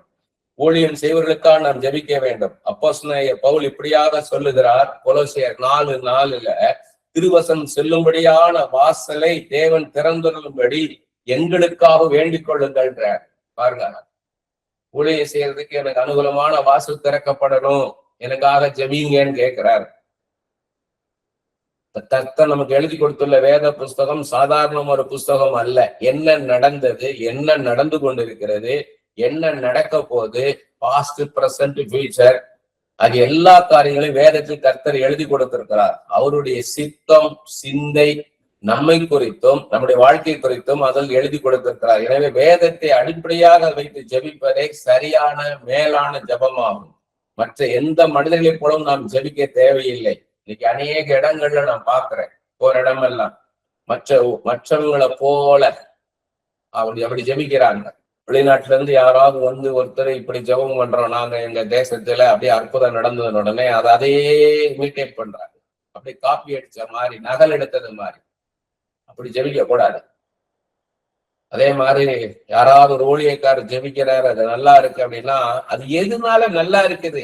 அது வல்லமையா ஜெபிக்கிறாருன்னு நினைக்கிறீங்க, அந்த ஜெபம் சிறப்பானதா இருக்குன்னு நினைக்கிறீங்க, சரியான ஜெபமா தெரியுது உங்களுக்கு, அது எதுனால சிறப்பா இருக்குது அப்படின்னு பார்க்கணும். மனதுருக்கத்தோடு ஜெபிக்கிறார், பாரப்பட்டு ஜெபிக்கிறாரா, அப்படி அது அதனால நல்லா இருக்குதா? இல்ல வசனங்களை சொல்லி சொல்லி ஜெபிக்கிறார் அதனால நல்லா இருக்கா? அப்படி பார்க்கணும். எதனால அது சிறப்பா இருக்கு, ஏன் உங்களுக்கு நல்லதா தெரியுது, அது அதை யோசிக்கணும். நீங்க அதை பார்த்து அதை இன்ஸ்பிரேஷனா எடுத்துக்கணும், அதை முன்னுதாரணம் எடுக்கணும். நீங்க அதே மாதிரி நீங்க மனதுருக்கத்தோடு ஜெபிக்க ஆரம்பிக்கணும். அதை அப்படியே இமிட்டேட் பண்ணக்கூடாது. அவருடைய குரல்லையே ஜெபிக்கிறது, அவரை மாதிரியே துணி, அந்த துணியிலே ஜெபிக்கிறது, அந்த அந்த ஊழியக்காரர் எப்படி ஜெபிச்சாரோ அதே மாதிரி ஜெபிக்கிறது, அவர் எப்படி பாட்டு பாடினாரோ அதே மாதிரி பாடுறது. அப்ப நீங்க ஒரிஜினாலிட்டி மிஸ் பண்ணிடுவீங்க, உங்களுடைய ஒரிஜினல் போயிடும், நீங்க அவராக மாறிடுவீங்க. அப்ப அதை நீங்க யோசிக்கணும். ஆண்டவரே, நான் அவரை போல நான் ஜெபிக்க கூடாதப்பா, அவர் ஏன் நல்லா ஜெபிக்கிறார் எனக்கு காமிச்சு கொடுங்கப்பா, அது ஏன் எனக்கு சிறப்பா தெரியுது, எனக்கு அதை வெளிப்படுத்துங்கப்பா. நான் சொல்லுவார், மனதுருக்கத்தோடு ஜெபிக்கிறான், அவன் அத்தாரிட்டியோட ஜெபிக்கிறான், அதிகாரத்தோட. அப்ப அதிகாரத்தோட ஜெபிக்கிறாருன்னா கேட்கணும் ஆண்டவர்கிட்ட, என்னோட நல்ல உறவுல இருந்தாதான் அதிகாரத்தோட ஜெபிக்க முடியும்னு ஒரு கத்து கொடுப்பார். இன்டிமசி வித் காட் கிவ்ஸ் அத்தாரிட்டின்னு. ஆண்டவரோட நெருங்கி இருந்தா, ஏனோக்கும் நோவாவோட என்னோட நெருங்கி இருந்தாங்க, முகமுகமாக பேசினதுனால என்னுடைய மைண்ட் என்ன, என்னுடைய வில் என்ன, என்னுடைய சிந்தை என்ன, என்னுடைய சித்தம் என்ன, எனக்கு எது பிடிக்கும் எது பிடிக்காதுன்னு தெரிஞ்சதுனால அவங்க அதிகாரத்தோடு பேசுவாங்க. ஆண்டவரே இதை செய்யுங்கப்பான்னு கேட்பாங்க. அப்ப நான் என்ன செய்யணும், பைபிள் அதெல்லாம் இருக்குது. ஏனோக்கு நோவாவுக்கும் நான் பேசுனதோடதான் தெரியும். ஆனா இதை எல்லா காலகாலங்களுக்குள்ள எல்லா காரையும் எழுதி கொடுத்துருக்கிறேன். நீ இதை படிச்சு இதன்படி நீ கேட்டு, ஆண்டவரே இப்படி சொல்லி இருக்கிறீரே, இப்படி சொல்லி இருக்கிறீரே, வாக்கு கொடுத்திருக்கிறீரே, இப்படி நடத்தி இருக்கிறீரே, மொர்தெகாயை நினைவு கூற பண்ணினீரே ஒரு ராத்திரியில. அப்பா, அந்த மொர்தெகாய் அந்த ராஜாவுக்கு செய்த நன்மையை மறந்துட்டாரு. ஆனா ஒரு ராத்திரியிலே அந்த ராஜாவுக்கு நினைப்பூட்டினரே, தூக்கம் வராவிடாதபடிக்கு அந்த ராஜாவுக்கு நினைப்பூட்டினரே ராஜா மொர்தெகாய் குறித்து. அப்படி போல என்னை குறித்து அந்த அதிகார இருந்தத்துல ஒழுங்கவங்களுக்கு நினைப்பூட்டுங்கப்பா, அந்த மனுஷனுக்கு நினைப்பூட்டுங்கப்பா அப்படி அது தெரிஞ்சாதான், வேதத்தை தெரிஞ்சாதான் நீங்க சொல்லி ஜெபிக்க முடியும். ஆண்டவரே, அந்த பானை பாத்திரங்களை மறந்து போனான் ஐயா யோசேப்ப, அப்படி போல இந்த மனிதர்கள் மறந்து போனாங்கப்பா, நீ நினைவு கூறுகிறீரப்பா. நீ நினைவு கூர்ந்து பார்வோனுக்கோட பேசி சரியான நேரத்துல யோசேப்பை நிறுத்தினது போல சரியான நேரத்துல என்னை கொண்டு வந்து நிறுத்தும் ஐயா. தான் அத்தாரிட்டி. இப்படி அதிகாரமா ஜெபிக்கிறாங்கன்னா ஆண்டவருக்கு நல்லா அறிஞ்சு வச்சு, வேதத்தை குறித்து நல்லா அறிஞ்சு வச்சிருக்காங்கன்னு அர்த்தம். நீங்க வேதத்தை நல்லா அறிஞ்சு வச்சிருந்தீங்கன்னா நீங்க ஜெபிக்கும் போது உங்களுக்கே தெரியும், உங்க மனசாட்சி சொல்லும், நீ நல்லா பைபிளத்தை படிச்சு வச்சிருக்க, நல்ல ஆண்டவரை தெரிஞ்சு வச்சிருக்கனால நீ தைரியமா பேசு அப்படின்னு உங்க மனசாட்சியை சொல்லி கொடுக்கும், உங்களுக்கு உற்சாகப்படுத்தும். உங்க மனசு இல்ல, உங்க மனசாட்சி எது தவறு எது சரின்னு சொல்லி சொல்ற மனசாட்சி உங்களுக்குள்ள. நீ தைரியமா பேசு, இந்த அதிகாரிட்ட போய் பேசு. அப்ப ஒரு அதிகாரிட்ட பேசும்போது ஆண்டவர்கிட்ட போகும்போது எப்படி இருக்கு யோசித்து பாருங்க. ஆண்டவரே, இது எனக்கு செய்தி தாரும் ஐயா, எனக்கு இதை செய்தி தாரும். யாரையும் இமிட்டேட் பண்ணக்கூடாது, யாரையும் இமிட்டேட் பண்ணக்கூடாது. நான் நல்லா தான் ஜெபிச்சுக்கிட்டு இருக்கேன் நினைக்க கூடாது. அதுக்குதான் இன்னைக்கு இதை எடுக்க வைக்கிறேன். உன் ஜெபத்தை நீ சரிபார், அப்படிதான் டைட்டில் கொடுத்துருக்கணும். நான் நீ ஜெபிப்பது சரிதானா, உன்னை நீயே சோதித்துப்பார், உன் ஜெபத்தை சோதித்துப்பார், உன்னை சோதித்துப்பார்.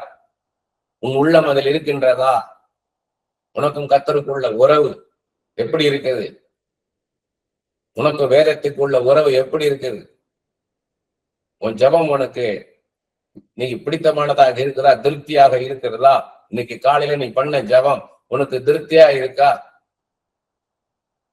உன்னோட வேத வாசிப்பு இன்னைக்கு காலையில நீ வேதத்தை தியானிக்கிறது போதுமான அளவு இருக்குதா, உன் வயசுக்கேற்றதாக இருக்குதா. ஜெபம் என்பது திறமையோ தாளந்தோ அல்ல, அது நாடகமும் அல்ல, அது இயல்பானது ஒரு விஷயமாகும். கர்த்தருக்கு நமக்கு உள்ள உறவு அது உன்னதமான ஒரு அனுபவமாகும். சாதாரணமான விஷயம் தானே நினைச்சு நம்ம பாக்குறோம். ஜெபம் பண்றது சாதாரணமான விஷயம் தானே, கர்த்தரோட பேசுறது தானே. கர்த்தர் நம்மோட பேசணும். நம்ம ஆண்டவரோட பேசுறத காட்டிலும் கர்த்தர் நம்மோட பேசணும். அதுக்கு நம்ம ஜெபம் தகுதியுள்ளதாக இருக்கணும். கர்த்தர் எப்படி பாக்குறாரு அந்த ஜெபத்தை, எப்படி பாக்குறாரு அந்த ஜெபத்தை, அதை நம்ம பார்க்கணும். ஒரு அனுபவங்க, அது உன்னதமான அனுபவம். மோசே சீனாய் மலைக்கு வான்னு சொன்னாரு. போன உடனே பேசினாரா? இல்ல, 6 நாள் காத்திருக்க வச்சார். 7ஆம் நாள் தான் கர்த்தர் இறங்கி வந்தார். 6 நாள் காத்திருந்தார். கர்த்தர் பேசுவதை கேட்கறதுக்காக காத்திருந்தார். 1 நாள் 2 நாள் காத்திருந்து பாருங்க, சவுல் காத்திருந்தாரா? 7 நாள் வந்து சாமுவேல் சொன்னார், காத்திரு நான் வருவேன். 7 நாள் 6 நாள் காத்திருந்தான். 7ஆவது நாள் அந்த நேரம் முடிய போற நேரத்துல சவுலுக்கு பொறுமை போயிடுச்சு. அவசரப்பட்டு சாமுவேல் தீர்க்கதரிசி செய்ய வேண்டிய காரியத்தை அவன் செஞ்சுட்டான், பலி செலுத்திட்டான். காத்திருக்கணும், ஆண்டவர் பேசுவதற்காக காத்திருக்கணும், ஜெபத்துல காத்திருக்கணும். ஆண்டவரே பேசும் ஐயா, எனக்கு ஒரு வார்த்தையை கொடுங்கப்பா, எனக்கு வசனத்தை காமிங்க, நான் என்ன சொல்லி ஜெபிக்கணும், எனக்கு வசனத்தை காமிங்கப்பா.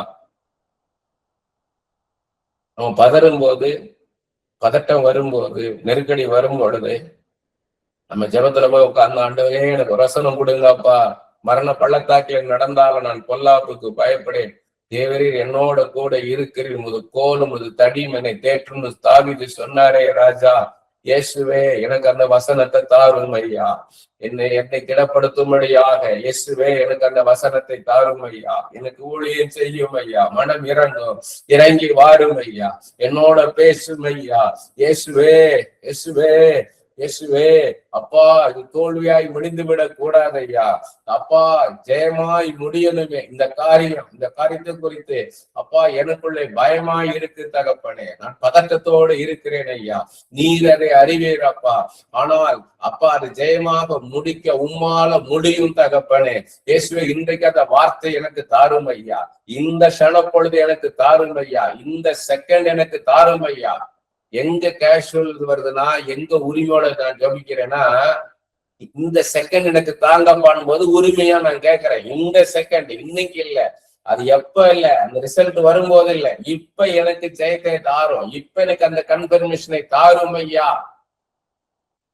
நான் ஒரு மேல வச்சிருக்க விசுவாசத்தை நான் அதுல காமிக்கிறேன், நான் வெளிப்படுத்துறேன்.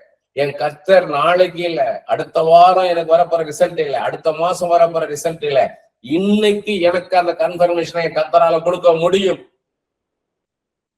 இன்னைக்கு என்னோட பேசும் ஐயா, எனக்கு அந்த வசனத்தை தாரும் ஐயா, வசனத்தை எனக்கு தாரும் ஐயா. இயேசுவே அந்த வசனம் எனக்கு தாரும் ஐயா, தாரும். ஓரா பாகாபா லீமாகாதோ ரோகோபோ ரீபா ஹத்தா லானா மாகாபோரோ.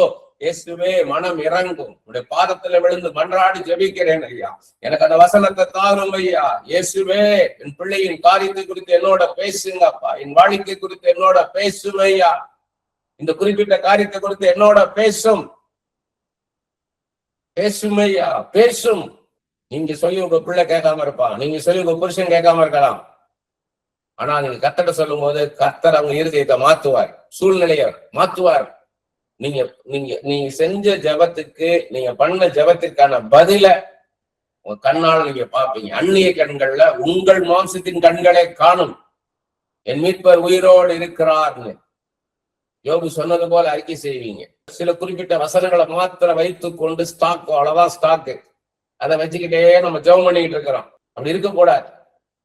வேதம் முழுவதும் கர்த்தருடைய வார்த்தை தான். இது எல்லாத்தையும் படிச்சு பார்த்தோம்னா ஆண்டவர் வந்து உங்களுக்கு ஒவ்வொரு வசனமா கொடுப்பாரு. இந்த வசனத்தை வச்சு ஜெபம் பண்ணு, இந்த வசனத்தை வச்சு ஜெபம் பண்ணு, வாக்குத்தத்தமா கொடுப்பாரு. இந்த வசனத்தை நீ எடுத்துக்கோ, இந்த வசனத்தின்படி நான் செய்வேன்னு சொல்லி ஜெபம் பண்ணுவார். இதுதான் பதில். இந்த வசனத்தின்படி எனக்கு இதை செய்யுங்க பாடும். பொய்யாக விசுவாசத்தை அறிக்கை செய்யக்கூடாது.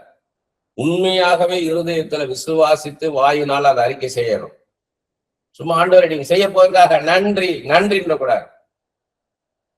ஆண்டவர் கொடுத்தாரு அந்த விசுவாசத்தை, சொன்னாரா? இல்ல நான் நம்புறேன். பிளைண்ட் ஃபெய்த்துக்குள்ள போகக்கூடாது, குருட்டு விசுவாசம் இருக்கக்கூடாது ஒரு நாள். இந்த வசனத்தை எனக்கு கொடுத்தார், அதனால நான் அப்படி ஜெபிச்சேன். இந்த வசனத்தின்படி எனக்கு நீங்க செய்ய போறதுக்காக நன்றி. 138 சொல்லிருக்காரு, கர்த்தர் எனக்காக யாவையும் செய்து முடிப்பார்னு சொல்லிருக்காரு. அதனால எனக்கு செய்து முடிப்பார். என்னை விடமாட்டார், பாதி வழியில் விடமாட்டார். இஸ்ரவேல் ஜனங்களை வனாந்தரதா பாதி வழியில விடல, கானானுக்குள்ள கொண்டு போனார். அப்படி போல என்னை கொண்டு போவார் என் கர்த்தர். இந்த வசனத்தின்படி இயேசு கிறிஸ்து சாத்தான் அதான் சொன்னாங்க, வசனத்தை தான் பேசினாங்க. சாத்தான் இப்படி எழுதிருக்கிறது அப்படி எழுதிருக்கா இல்ல, அதோடைய வேற. எந்த நோக்கத்தோடு சொன்னேன்றது வேற. நான் எந்த நோக்கத்தோடு அதை சொன்னேன் அதை நீ புரிந்து கொள். சாத்தான் பேசுவான் நம்மகிட்ட வசனத்தை வச்சு. இசைங்க 28:3 சொல்றாரு இல்லையா, தானியேலை பார்த்து, சாத்தான் எவ்வளவு ஞானம் உள்ளவன் என்பதை நீ அறிவாய், யூனோ அப்படின்றார். நீ அவன் எவ்வளவு ஞானம் உள்ளவன் என்பதை தானியேல் நீ அறிவாய். பவுல் சொல்றார், சாத்தானுடைய தந்திரங்கள் நமக்கு அறியாதல்லவே என்றார், நமக்கு தெரியாதல்லவே. சாத்தானுக்கு வசனம் தெரியும், ஆனா வசனத்தை பரட்டுவாங்க. கள்ள போதர்கள் அப்படிதான் வசனத்தை புரட்டுவாங்க, அவங்களுக்கு சாதாரணமாக வசனத்தை எடுப்பாங்க. அப்படி போல நம்ம எடுக்கக்கூடாது. இப்படித்தான் சொல்லியிருக்கார், இந்த விஷயத்தை குறித்து இப்படித்தான் சொல்லியிருக்கிறார், இது இப்படித்தான் நடத்துவார் என் கர்த்தர். எதை கேட்டாலும் வசனத்தை சொல்ல பழகுங்க. இது எப்படி சொல்றீங்க, இது இப்படித்தான் கர்த்தர் செய்வார். இந்த வசனத்தில் இப்படிதான் சொல்லியிருக்கார், இந்த சம்பவத்தில் இப்படிதான் நடத்தி இருக்கிறார். சும்மா வெறுமனை நம்மளாக எடுத்துக்கொள்ளக்கூடாத வசனத்தை. நாம வசனத்தை இல்ல, ஆண்டவரே எனக்கு வசனம் தாரும் ஐயா, நான் ஜெபிக்க வசனத்தை தாரும் ஐயா. இயேசுவே நான் ஜெபிக்க போறேன், எனக்கு ஜெபிக்க கற்றுக் கொடுங்க, எனக்கு வசனம் கொடுங்க, எனக்கு வசனத்தை தாரும் ஐயா. எந்த வசனத்தை சொல்லி நான் ஜெபிக்கணும்? உம்முடைய சித்தப்படி நான் ஜெபிக்கணும், உம்முடைய சிந்தையின்படி நான் ஜெபிக்கணும் ஐயா. According to your will I want to pray, give me the word, right word. இயேசுவே எனக்கு அதுக்கான வார்த்தை எனக்கு தாரும், அந்த வசனத்தை தாருங்க. இந்த சம்பவத்துக்காக நான் ஜெபிக்க போறேன், என் வாழ்க்கையில் இந்த காரியத்துக்காக நான் ஜெபிக்க போறேன், எனக்கு அந்த வசனத்தை தாரும் ஐயா. ஓ ரிபா காபா ராகா தோ ரீமா ஹதோ கோபோ ரிபா ஹதா ராகா தோ ஓ ரிமா காபால். ஆவியில நிரம்பி அந்நிய பாஷை பேசணும் உள்ளுக்குள்ள. ஆண்டவரே எனக்கு வசனத்தை காமிங்கப்பா, எனக்கு வசனத்தை காமிங்கப்பான்னு சொல்லி ஜெபிக்கிறேன். எனக்கு வசனத்தை காமிங்க இயேசுவே, எனக்கு வசனத்தை காமிங்கப்பா. இயேசுவே எனக்கு வசனம் தாரும் ஐயா. வசனம் இல்லாம நீங்க பேச மாட்டீங்கப்பா.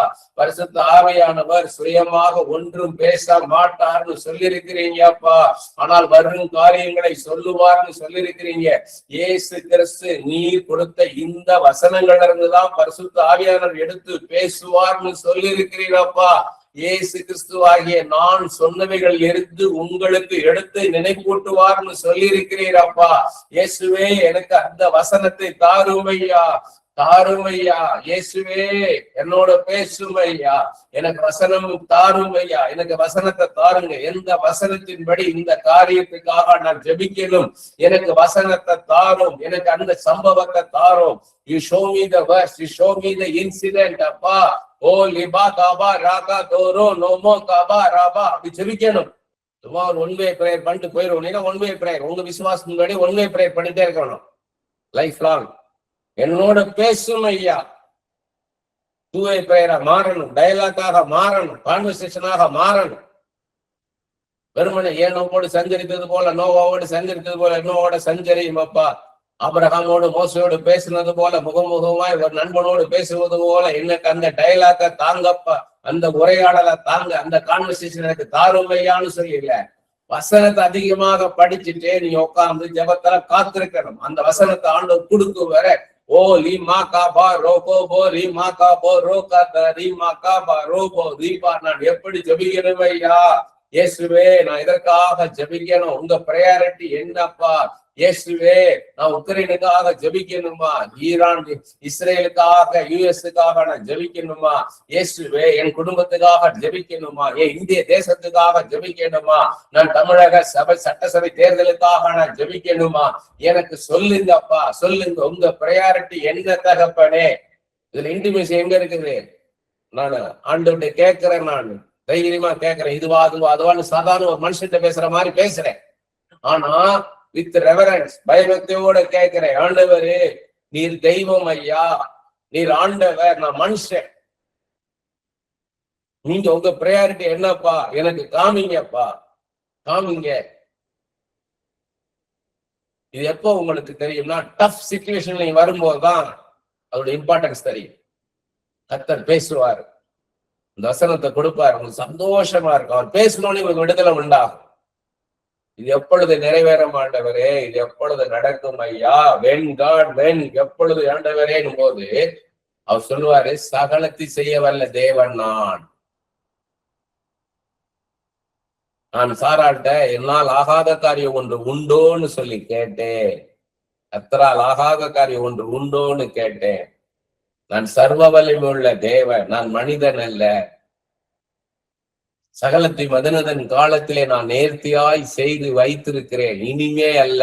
ஏற்கனவே தீர்க்க தரிசன புஸ்தகத்தில் உன்னை கருவிலை சிருஷ்டிப்பதற்கு முன்பாக, உன் பிள்ளையை கருவிலை சிருஷ்டிப்பதற்கு முன்பாக தீர்க்க தரிசன புஸ்தகத்தில் எழுதி வைத்திருக்கிறேன். சகலத்தின் மதனதன் காலத்திலே நான் நேர்த்தியாய் செய்து வைத்திருக்கிறேன். நான் பரிபூர்ணம் உள்ள தேவன், நான் சம்பூர்ணம் உள்ள தேவன். நான் இஸ்ரவேல் ஜனங்களை பாதி வழியில விட்டு விடல. உன்னிலே நற்கிரியை தொடங்கின தேவன் அது முற்று முடிய செய்து முடிக்க வல்ல தேவனாக இருக்கிறேன். நான் அநீதியுள்ள தேவன் அல்ல, நான் நீதியுள்ள தேவன். சோர்ந்து போகாமல் இடைவிடாமல் ஜெபம் பண்ணுங்கள். லூக்கா 18ஆம் அதிகாரத்துல சொன்ன தெய்வம் நான் அல்லவா. சோர்ந்து போகாமல் இடைவிடாமல் ஜெபம் பண்ணுன்னு சொன்ன தெய்வம். அப்ப அந்த அநீதியுள்ள நியாயாதிபதியே நீதி செய்ய நினைக்கும் போது இரவும் பகலும் என்னை நோக்கி கூப்பிட்டு நான் நீதி செய்யாமல் இருப்பேனோ, சீக்கிரத்திலே நான் நீதி செய்வேன். லூக்கா 18:8 சொன்ன அதே வார்த்தையே நான் ஏசாயா 16:5 சொல்லியிருக்கிறேனே. திருப்பாசனம் வைக்கப்பட்டாயிற்று. நீதியாய் உண்மையாய் நீதி செய்கிற தெய்வம் அதில் உட்கார்ந்து விட்டார். சீக்கிரத்திலே நீதி செய்கிற தேவன், துரிதமாய் நீதி செய்கிற தேவன், சீக்கிரத்திலே நீதி செய்கிற தேவன் இருக்கே. சீக்கிரத்திலே நீதி செய்வேன். என்னையே நம்பி இருக்கிறியே, உன்னை கைவிடுவேனா? கர்த்தரை நம்பினோர், என்னை நம்பினோர் ஒரு நாள் வெட்கப்பட்டு போவதில்லை. இப்படி பேசுவாருங்க. அதான் ப்ராஃபட்டிக் பிரேயர். நம்மோட ஆண்டவர் ப்ராஃபசி சொல்லுவாருங்க. முதல்ல அவர் யாரு, நம்ம விசுவாசத்தை தட்டி எழுப்புவாரு. அவர் யார், நான் யார், நான் எப்படி சார்வாளோட எப்படி பேசுனேன், நான் கானானுக்குள்ள எப்படி இஸ்ரவேலரை நடத்தினேன், அண்ணாளை கைவிட்டேனா, எஸ்தரை கைவிட்டேனா, ரூத்தை கைவிட்டேனா, தாவீதை கைவிட்டேனா, இப்படி போல ஒன்னை நான் கைவிட மாட்டேன். அப்ப நீங்க ஒரு இடத்துல ஜெபிக்கும் போது இதே மாதிரி ப்ராஃபட்டிக்கா ஜெபிக்க வைப்பார். கர்த்தரே பேசுவார் அந்த இடத்துல. அப்ப உங்களுக்கு தோணும், நம்ம தனி ஜெபத்துல ஆண்டவன் நம்மளை எப்படி ஜெபத்தை கத்து கொடுத்து எப்படி நமக்காக ஜெபிக்க வைத்தாரோ அது மொத்த ஜனங்கள் மூலமே ஜெபிக்க வைப்பார். ஒரு இடத்துல ஒரு வாரமா ஜெபம் நடந்துகிட்டு இருக்குது ஒரு சபையில, ஒரு முக்கியமான காரியத்துக்காக மிகுந்த இடுக்கமான ஒரு இடத்துக்குள்ள வந்துட்டாங்க. ஒரு போராட்டமான நெருக்கடியான நேரம் அது, அவங்க சூழ்நிலை, மிகப்பெரிய சபை.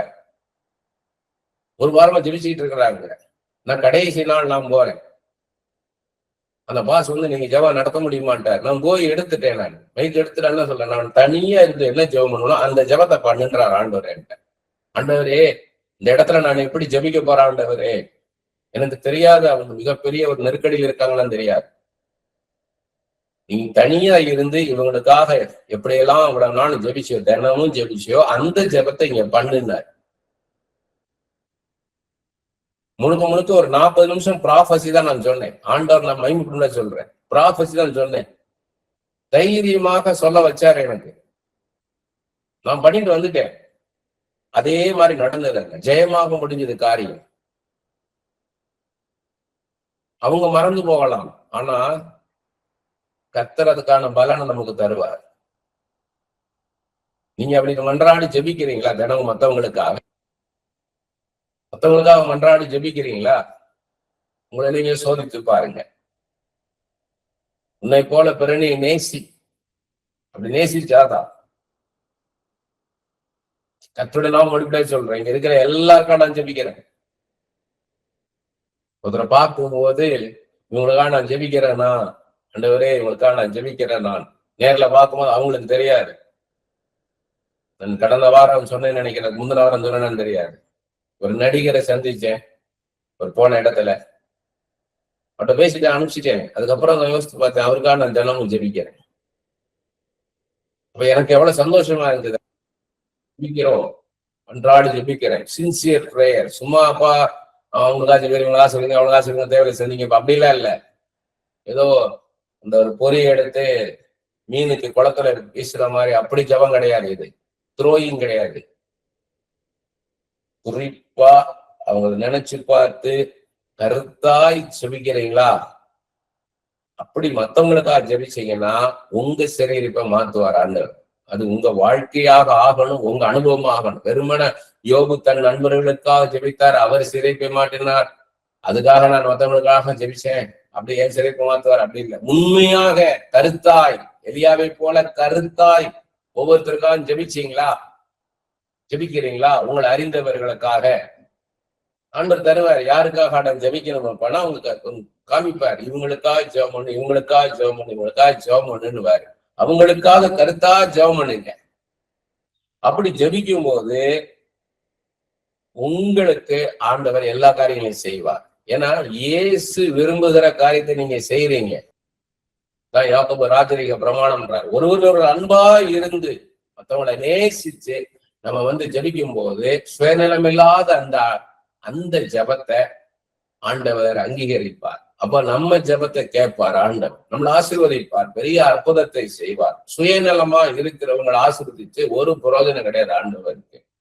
முதல்ல அதுவே தப்பு. சுயநலமா செல்ஃபிஷோட செல்ஃப் சென்டர்டோட இருந்தீங்கன்னா ஒரு பிரயோஜனம் கிடையாது. என் வாழ்க்கை என்னுடைய இது அப்படி போயிட்டே இருந்தீங்கன்னா சரி போன்னு விட்டுருவாரு. அவருக்கும் உங்களுக்கும் சம்மதமே இல்லை. அவரோட நீங்க உறவுல இருக்கணும். இருந்து நீங்க ஜெபிச்சீங்கன்னா நிச்சயமாக அந்த ஜபம் கேட்கப்படும், அதுக்கு பதில் செய்வார்.